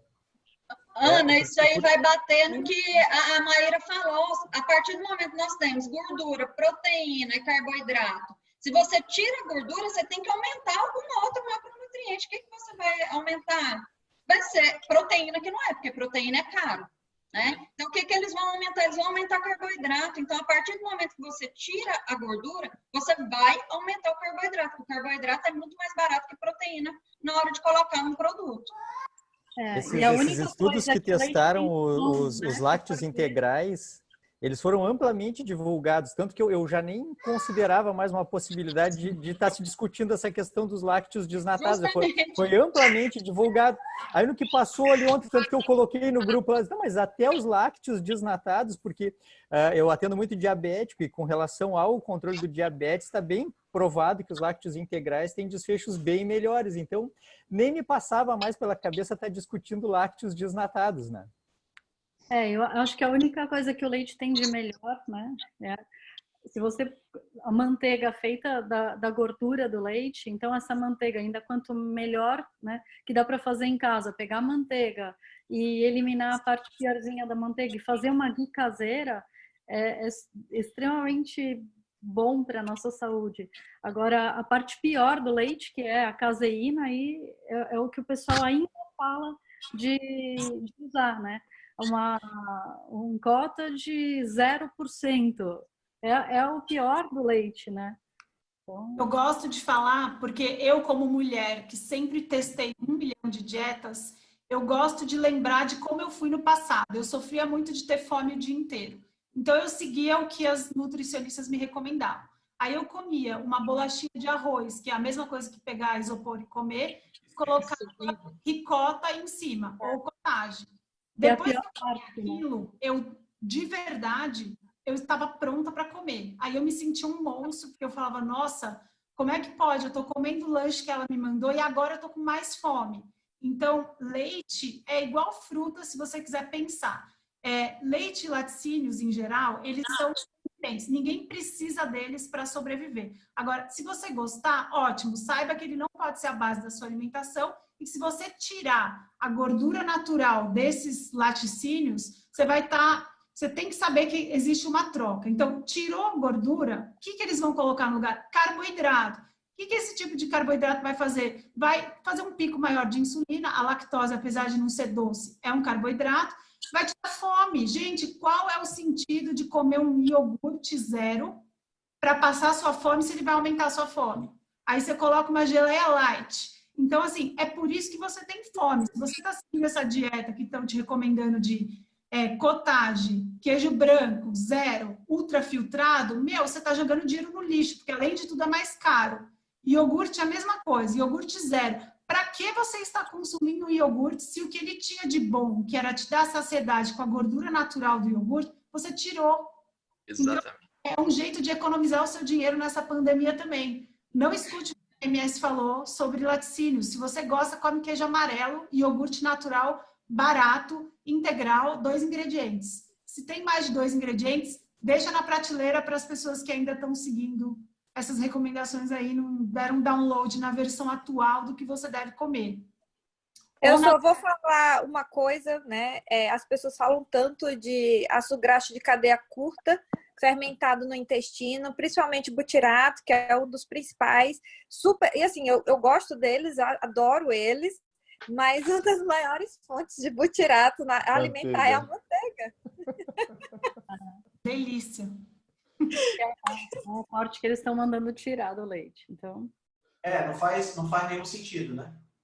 Alguém quer comentar mais alguma coisa a respeito das gorduras? Eu gosto muito desse tema, sou empolgado. Então vamos para a próxima. Uma coisa, eu acho que a gente só faltou uma coisa aí do leite. O pessoal que recomenda, tem os adeptos ao leite, né? Eles falam do cálcio. E aí é legal falar que a absorção do cálcio vinda do leite é a pior que tem, né? Aí você vai ver a quantidade de fósforo, de outras coisas que, né? E como que é a absorção desse cálcio? Não é o melhor alimento para te dar cálcio. Quem gostaria de comentar sobre esse assunto? Tem alimentos muito, gergelim, que é muito fácil de fazer. A gente pode fazer um patê maravilhoso, que é uma gordura, a gordura do bem, e que tem uma absorção de cálcio muito melhor, né? Eu acho que a gente pode complementar em relação a essa questão do cálcio também, porque assim, tem a questão da biodisponibilidade, da presença dos antinutrientes nos vegetais, então a gente pode comentar também a questão do caldo de ossos, né? Que é se você acrescentar um pouco de vinagre, que é uma base ácida, a gente consegue extrair muitos sais minerais e ter aí uma bebida que inclusive pode ser usada num jejum metabólico, né? A Ira pode falar um pouquinho sobre isso. E não só isso, mas complementar uma boa necessidade que a gente tem desse mineral. Muito bem lembrado. Eu sou fã número 1 de caldo de osso. É uma receita que sai, assim, a receitinha para os meus pacientes vai um monte de coisa natural, né? Feito em casa. Metade da lista é só coisas feitas em casa. E o caldo de osso é um deles. Eu tenho até um vídeo que eu mando para o paciente falando como fazer o caldo de osso em casa. Caldo de osso é super barato, o osso é dado no açougue, porque, né? E o caldo de osso, além de tudo isso que você falou, ele é um super reparador da nossa mucosa, dessa barreira do intestino. Então, eu adoro, eu acho muito bom. Inclusive, é super saudável para crianças, então dá para você fazer uma grande quantidade, congelar, dá para você adicionar na comida das suas crianças. Inclusive, meus filhos, quando eu estou de jejum prolongado, eu fico brava, porque a minha única refeição é o meu potinho de caldo de osso e eles roubam metade. Porque as crianças gostam, é gostoso, além de tudo, você consegue aproveitar os alimentos até o fim. Além dele dar um conforto durante o jejum intermitente, ele também é uma fonte absorvível, absorve melhor os nutrientes extraídos do osso nesse caldo do que tomar cápsulas. E a gente tem mania, que é o que o Marcelo falou, de acreditar que tudo que vem da tecnologia, do potinho, da farmácia, é mais saudável do que o próprio alimento. E não, o jeito que a gente extrai os nutrientes, micronutrientes do caldo de osso, a gente absorve muito melhor do que por cápsulas. Então, caldo de ossos... E, ó, gente, eu não sei se vocês estão reparando, mas todas as recomendações que a gente está falando aqui são boas para o seu bolso e para a sua saúde. Não sei se para a pele também, né? Fora que o caldo de osso ainda é rico em colágeno, ele melhora a pele, melhora articulações, né? É um alimento, assim, que eu realmente, cara, não pode faltar. Isso que a Maíra comentou, porque a gente tem conversado sobre isso, uma bandeira que a gente tem que levantar é isso, de tornar mais, devolver autonomia para o paciente e ensinar que o que ele tem à disposição é superior ao que ele tem que comprar na farmácia. E com relação ao caldo de ossos, claro, eu acho que é um queridinho de todos nós, mas não esqueci que a própria carne é uma fonte rica de cálcio. O sarcômero trabalha à base de influxo e fluxo de cálcio. Então, quem se alimenta de produtos animais, em geral, já não deve ter problema de absorção de cálcio, já que o cálcio da carne ele também é plenamente digerível e absorvível. Então, é uma discussão assim que se diminui quando a gente tem uma dieta onívora com um viés mais... E complexo vitamínico é víscera. Então, a víscera, apesar de não ser muito popular, se você aprender a disfarçar o gosto, se você não gosta, por exemplo, colocar um gorgonzola junto com o fígado bem fritinho, é um jeito de introduzir o complexo vitamínico natural e muito mais barato do que comprar o complexo vitamínico na farmácia. Então, para crianças, inclusive, é muito saudável. Eles adoram coraçãozinho de... Criança costuma coraçãozinho de frango. E isso a OMS não falou em incluir vísceras. Vísceras são baratas, acessíveis a toda a população e uma forma natural de aumentar a densidade nutricional dos alimentos. Só uma dica prática para quem tem dificuldade de colocar vísceras na alimentação é mandar colocar junto na carne moída, que a gente faz várias receitas e pode colocar junto ali rim ou fígado ou moela junto, moe junto 100 gramas para cada quilo e vai aumentando, fica top, show. Gente, eu vou me despedir de vocês. Tá na hora de colocar já. Amor, Joana. Eu vou estar no Instagram do Henrique vendo vocês, mas eu vou ter que ir. Beijos. Tchau, Ana. Tchau, tchau. Obrigada pelo convite. Vamos então aproveitar aqui e passar para essa recomendação da questão do sal e do açúcar, né? A recomendação da OMS foi: limite a sua ingestão de sal para menos de 5 gramas, ou seja, 1 colher de chá por dia de sal iodado, e limite a sua ingestão de bebidas açucaradas ou refrigerantes e outras bebidas ricas em açúcar, como sucos de fruta, concentrados de suco de fruta e xaropes, e leites saborizados ou bebidas lácteas. Essa foi a recomendação nesse slide que a gente tem aí. Eu acho que aqui, assim, vamos começar pela parte que eles acertaram, né? Boa, né? Para não só... Já que eles sugeriram para a gente comer menos açúcar e menos bebidas açucaradas, e por incrível que pareça, incluíram dentro das bebidas açucaradas o suco de fruta. Né? Então, legal. Foi um acerto. Né? Mas agora, falando sobre a questão do sal, quem gostaria de comentar sobre isso? Cara, a questão do sal me preocupa, sabe? E eu me preocupo com a questão do sal já há muito tempo, porque vamos concordar que ninguém precise se encher de sal, tá bom? Mas, se você pensar que a absorção de aminoácidos no intestino depende de sódio, a absorção de iodo na tireoide depende de sódio, o sódio é um eletrólito tão importante no nosso organismo, essa neura anti-sal, ainda mais você vendo que os estudos mostram que a sensibilidade ao sódio relativa à hipertensão é para uma população específica e pequena, eu não sei por que tanta neura em cima do sal. Tá? Eu acho que o bom senso seria o suficiente. Né? A pessoa entender que ela não deve estar se alimentando de sal.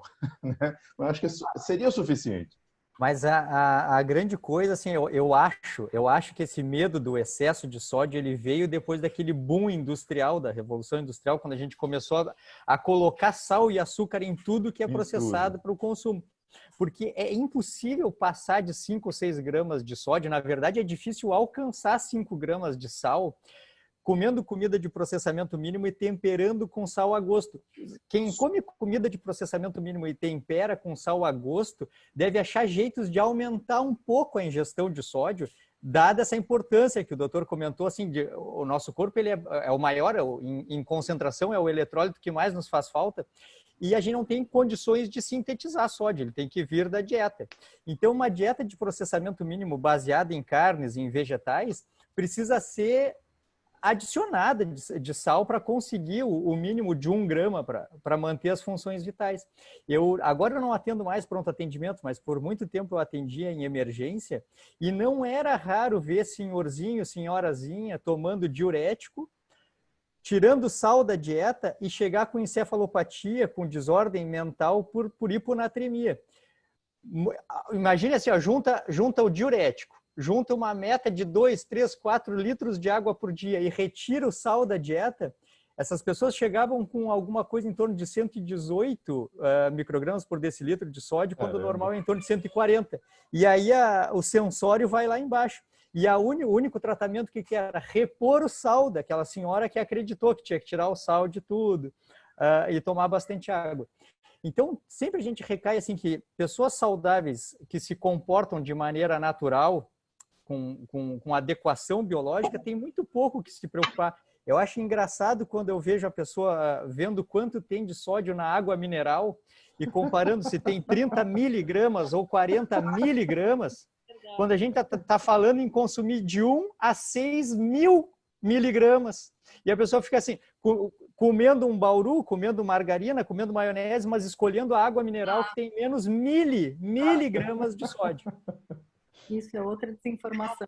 Essa história toda do sal ela começou com aquele estudo chamado Intersaltos, que analisou populações de diversas partes do mundo e verificou que as populações que ingeriam uma quantidade maior de sal tinham uma correlação direta com a questão da hipertensão. Eles só esqueceram que o seguinte, dentro desse estudo Intersaltos, eles analisaram também algumas populações de tribos indígenas da América do Sul, entre eles os Tissimane, os índios Xingu aqui no Brasil e tudo mais. E eles viram que esses indivíduos comiam pouco sal. Quando você tira os indivíduos que comiam pouco sal, como essas tribos, mas que tinham muito menos estresse, que não tinham poluição da cidade moderna, não se entupiam de carboidrato refinado. Quando você tira essa população, você observa que o problema não é o sal. A correlação é feita com o carboidrato refinado. Tanto é que o carboidrato refinado é um dos fatores que, aumentando a insulina, mexe no eixo da aldosterona e faz com que você retenha mais sódio. E todo mundo já passou por isso, todo mundo que está assistindo a gente já passou por isso. Vai numa pizzaria para comer um rodízio de pizza e no dia seguinte a aliança não sai do dedo, de tão inchado que está, de retenção de líquido. Tanto que isso é o dramático do início de uma dieta de menos quantidade de carboidrato, mais low carb, que tende a ser uma enxurrada, assim, sai bastante sal, bastante líquido, às vezes até com sintomas, dor de cabeça, cãibra, tudo, justamente porque o que retia o sódio não era o excesso de consumo, mas a retenção via hiperinsulinemia e o eixo hormonal de controle do sódio. Verdade. Então, é assim, a gente não pode dizer que a OMS não está sendo incoerente, né? Porque ela recomendou 180 gramas de grãos, né? Então ela está recomendando pouco sal. Então, isso há uma certa coerência. Uma coerência errada. Estou partindo do pressuposto errado, né? E é interessante, né? Só para ficar claro para quem está nos escutando, nos vendo, que o Marcelo falou rapidamente uma coisa, mas eu acho que é importante a gente frisar isso, que é o seguinte: a gente tem mecanismos no nosso corpo para lidar, para manejar com o excesso de sal, mas a gente não tem mecanismos para lidar com a escassez de sal, né? Então, a gente tem toda essa questão. Sensacional. A gente tem essa questão da recaptação tubular nos rins, né? Aldosterona, insulina. Se a gente não atrapalha com esse eixo, se deixa bonitinho, o nosso sódio ele vai estar tranquilo, né? Se a gente um dia ou outro comer por excesso, vai lá no churrasco e come aquelas pedras de sal grosso junto com a carne, nosso corpo tem mecanismos totalmente evoluídos para lidar com esse sal, né? E tem uma outra coisa interessante também em relação à questão do sal, que foi isso que o Marcelo falou da questão do alimento industrializado, que é onde está a maior parte do sal. Mas isso que você falou é muito interessante, João, porque se você pegar e salgar demais um alimento, você não come. Mas se você colocar muito açúcar no alimento, você come mais. Né? E se não consegue comer com muito sal, mas que é o truque da indústria, aí coloca bastante açúcar, também aí já se torna palatável, hiperpalatável de novo. Exato. Junta gorduras ruins com carboidrato e o sal, tu consegue comer bastante de uma coisa que separado jamais conseguiria comer, né? Exatamente. É uma questão bem interessante isso aí do metabolismo do sal. Alguém quer tecer mais algum comentário para a gente partir para o último slide? Você vê que o nosso organismo, talvez até pela questão evolutiva e pela exposição que havia, a gente não tem sistema de contingência adequado para excessos de açúcares, né? Então, assim, quando a gente entra no excesso, a gente vai bagunçar o sistema insulínico glicêmico, vai bagunçar a resposta leptina, e isso tudo é o fato, claro, de que a gente não tem sistema de contingência para isso. Diferente de como o João falou, sistema de contingência para não perder sal, a gente tem demais, né? E é uma coisa que, ainda corroborando o que o Marcelo também tinha dito, orientação de comer pouco sal, beber muita água, e você sua, urina, tudo mais, perde sódio. Então, é tudo isso aí. Eu acho que é nesse slide que está, não é, Henrique, a questão da meta diária de água, não é isso? De ingestão hídrica? É o próximo. Tá. Então, beleza. Próximo, então, sim, em relação a sal e açúcar, nós ainda temos essas colocações, né? Quando for preparar o alimento, limitar a quantidade de sal e de condimentos ricos em sal, como, por exemplo, molho de soja e outros. Limitar o sal a 5 gramas por dia, foi aquilo que a gente já falou. Evitar snacks ricos em sal. Limitar a ingestão de açúcar e quando for comer frutas ao invés de snacks doces. Eu acho que, Henrique, só para fechar então essa parte, e juntando tudo que a gente falou, no final a gente volta para a mesma estaca. Se melhorar a qualidade da comida e a abstenção desse excesso de comida processada, nada disso precisa ser levado em consideração. Se a pessoa se alimenta de comida natural, de processamento mínimo, mesmo comendo as suas frutas ali, não vai errar tanto na quantidade de carboidrato e também não vai errar se salgar a gosto uma comida natural. Então, o que a gente tem que entender é que o fechamento desse slide é entender que a gente só vai errar e se preocupar com o excesso quando basear a alimentação em produtos processados.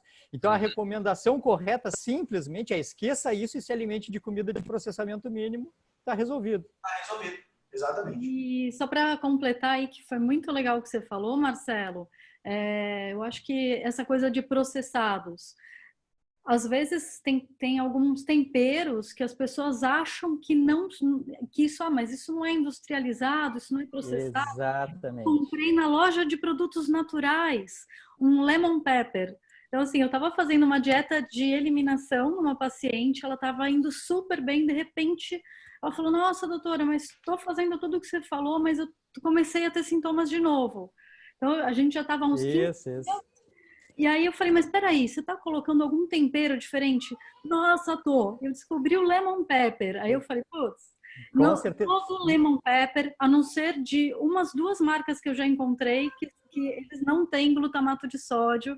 Então, todos têm. Então, tem coisas que são carregadas. Os temperos, às vezes a gente não fala tanto assim, mas os temperos naturais, tinha sido falado de alecrim, orégano. Os temperos naturais, eles são fundamentais, têm inclusive uma bela densidade nutricional e efeitos bioquímicos, fitoquímicos maravilhosos. Mas então eles têm que fazer parte a erva em si, o tempero em si, e não o condimentado e industrializado.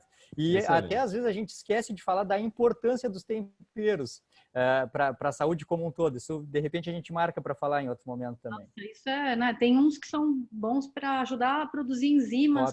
Com certeza. E substituem, de novo, aquela questão dos suplementos. Assim, buscar potência antioxidante, imunológica em suplementos, podendo ter, como a doutora Maíra, no fundo de casa, uma hortinha com o que existe de melhor de antioxidantes. Exato. E ainda é uma super terapia, que você põe até a criançada para colher, para cuidar, para regar, né? Para mexer na terra, que já é parte do tratamento. É isso aí, perfeito. Legal. Sobre alguém queria mais algum comentário para passar para a água? Vamos sobre passar. A questão da água, né? Tomar de 8 a 10 copos de água todos os dias. A água é sempre a melhor escolha. Você pode também comer frutas e vegetais que contenham água e consumir outros drinks, como, por exemplo, suco de limão diluído em água e chás ou café sem açúcar.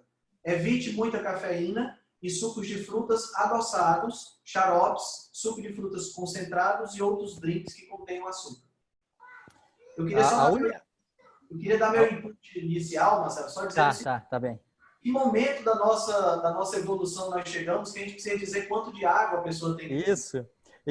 Além disso, Henrique, eu repercuti essa semana no meu Instagram um estudo que eu tinha repercutido há bastante tempo, onde que isso já foi testado, um estudo clínico randomizado, mostrando que o melhor controle da ingestão hídrica foi o sistema de livre demanda.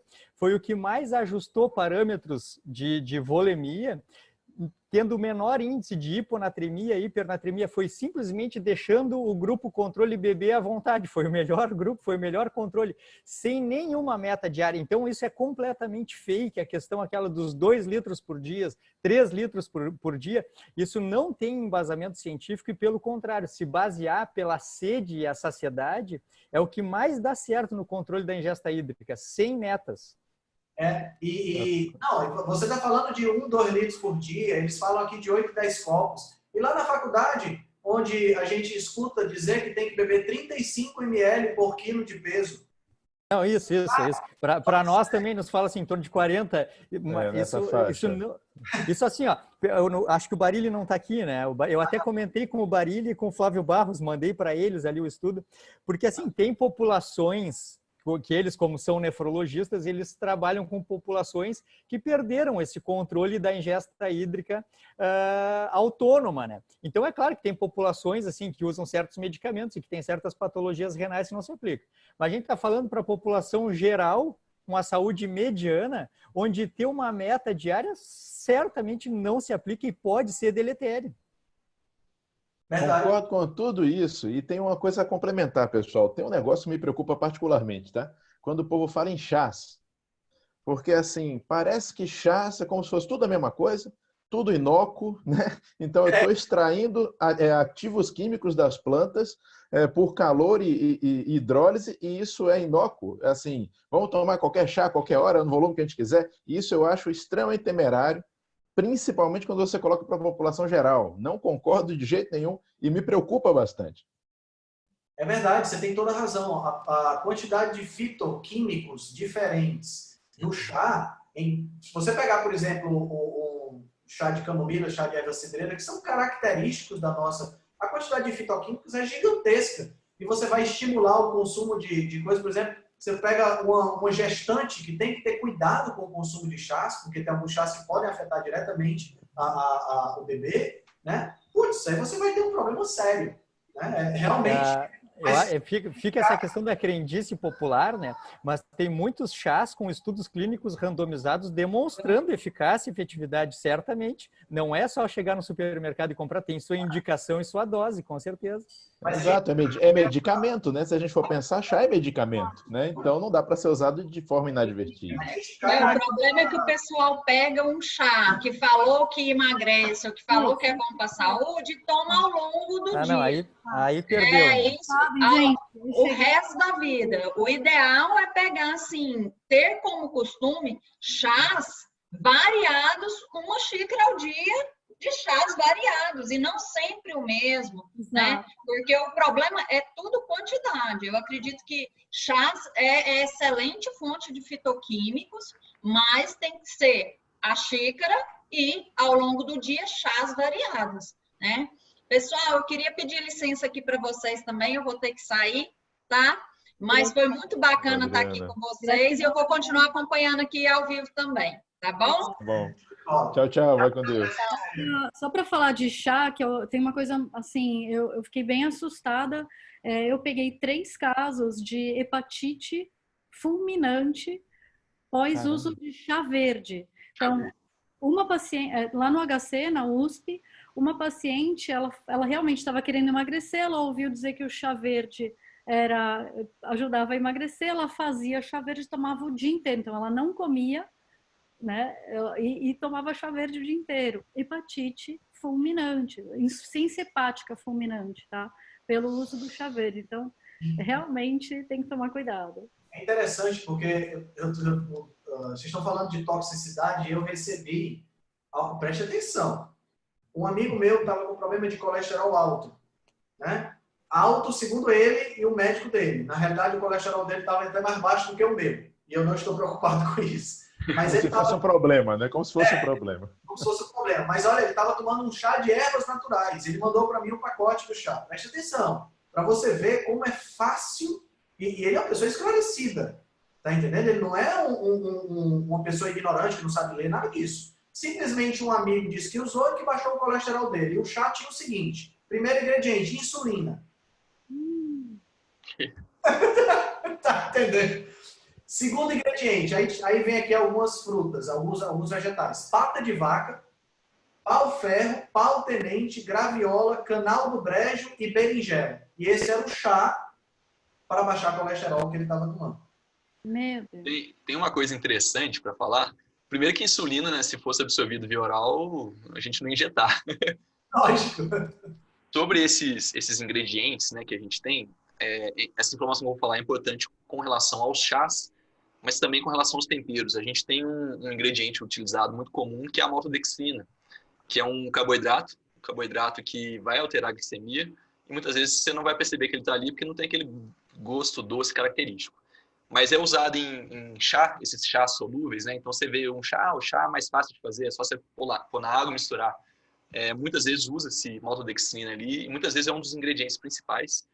E esses temperos, né, que a gente compra. Então, uma das perguntas que deixaram aqui nos comentários foi se pode comprar lemon pepper a granel, se pode comprar outros temperos a granel.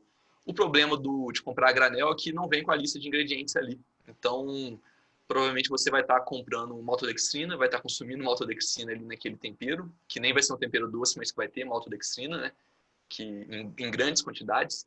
Então, a gente tem que tomar cuidado com esse ingrediente que está escondido em chás, em temperos, que aparentemente é uma coisa inocente, mas que não é muito legal para a nossa saúde.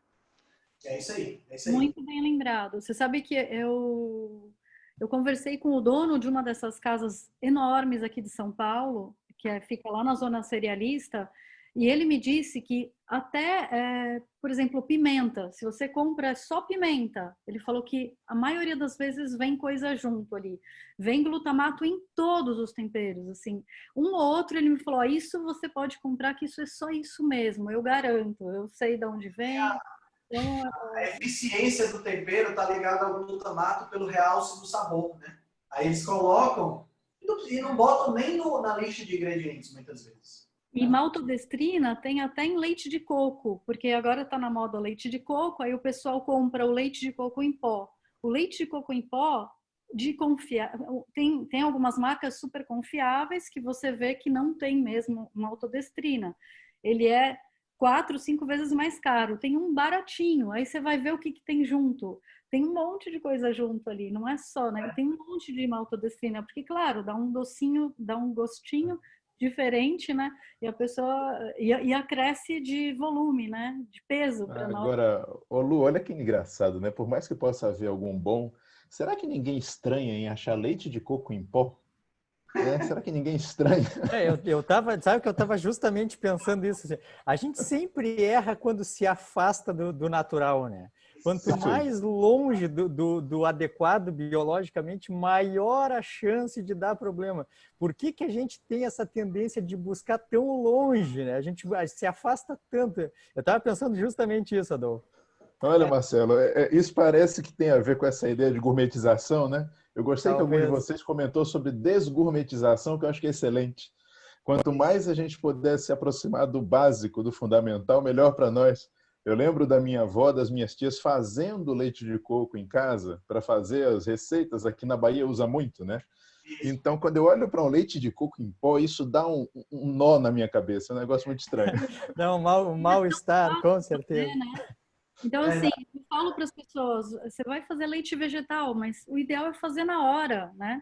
Você põe à noite para ficar de molho e aí depois você bate ele, é tão fácil. E ainda você usa o resíduo que sobrou para fazer um pãozinho low carb. Então, é muito fácil de fazer em casa. E outra, quando você... e até as farinhas de amêndoa ou de linhaça, o pessoal gosta de comprar pronto. E uma vez você abriu a linhaça, você já... Ou a amêndoa, você rança, aquela coisa de oxidar, né? Então, o ideal é fazer na hora, né?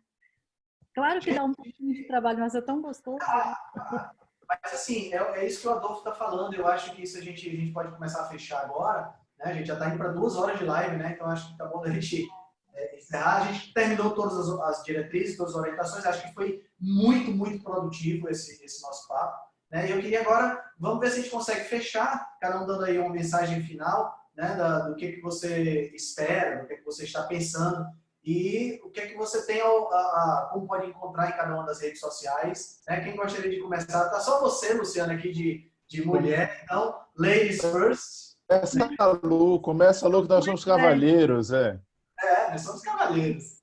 Obrigada. É que meus filhos já são bem mais velhos. Tem um morando em Israel, a outra tem 16 anos. Já o meu filho vai fazer 20, então eu não preciso correr para o almoço. Então, mas...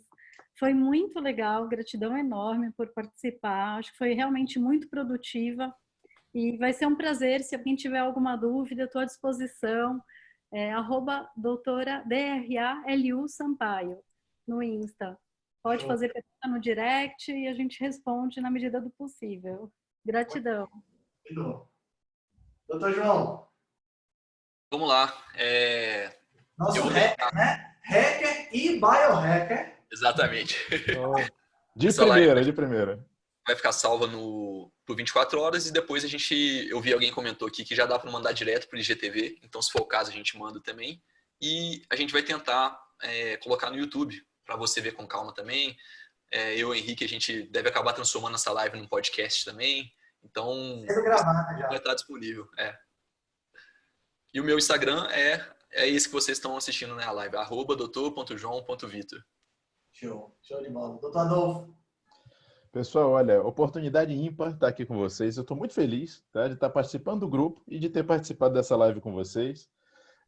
Eu acho que a gente tem que fazer isso, faz parte do nosso dever moral, tentar esclarecer as pessoas tudo que a gente puder, tá? Então, estou à disposição, inclusive outras que forem marcar, já estou dentro e vamos brincar todos juntos, tá certo? Fico muito feliz de encontrar vários colegas extremamente capacitados e todos defendendo bandeiras parecidas.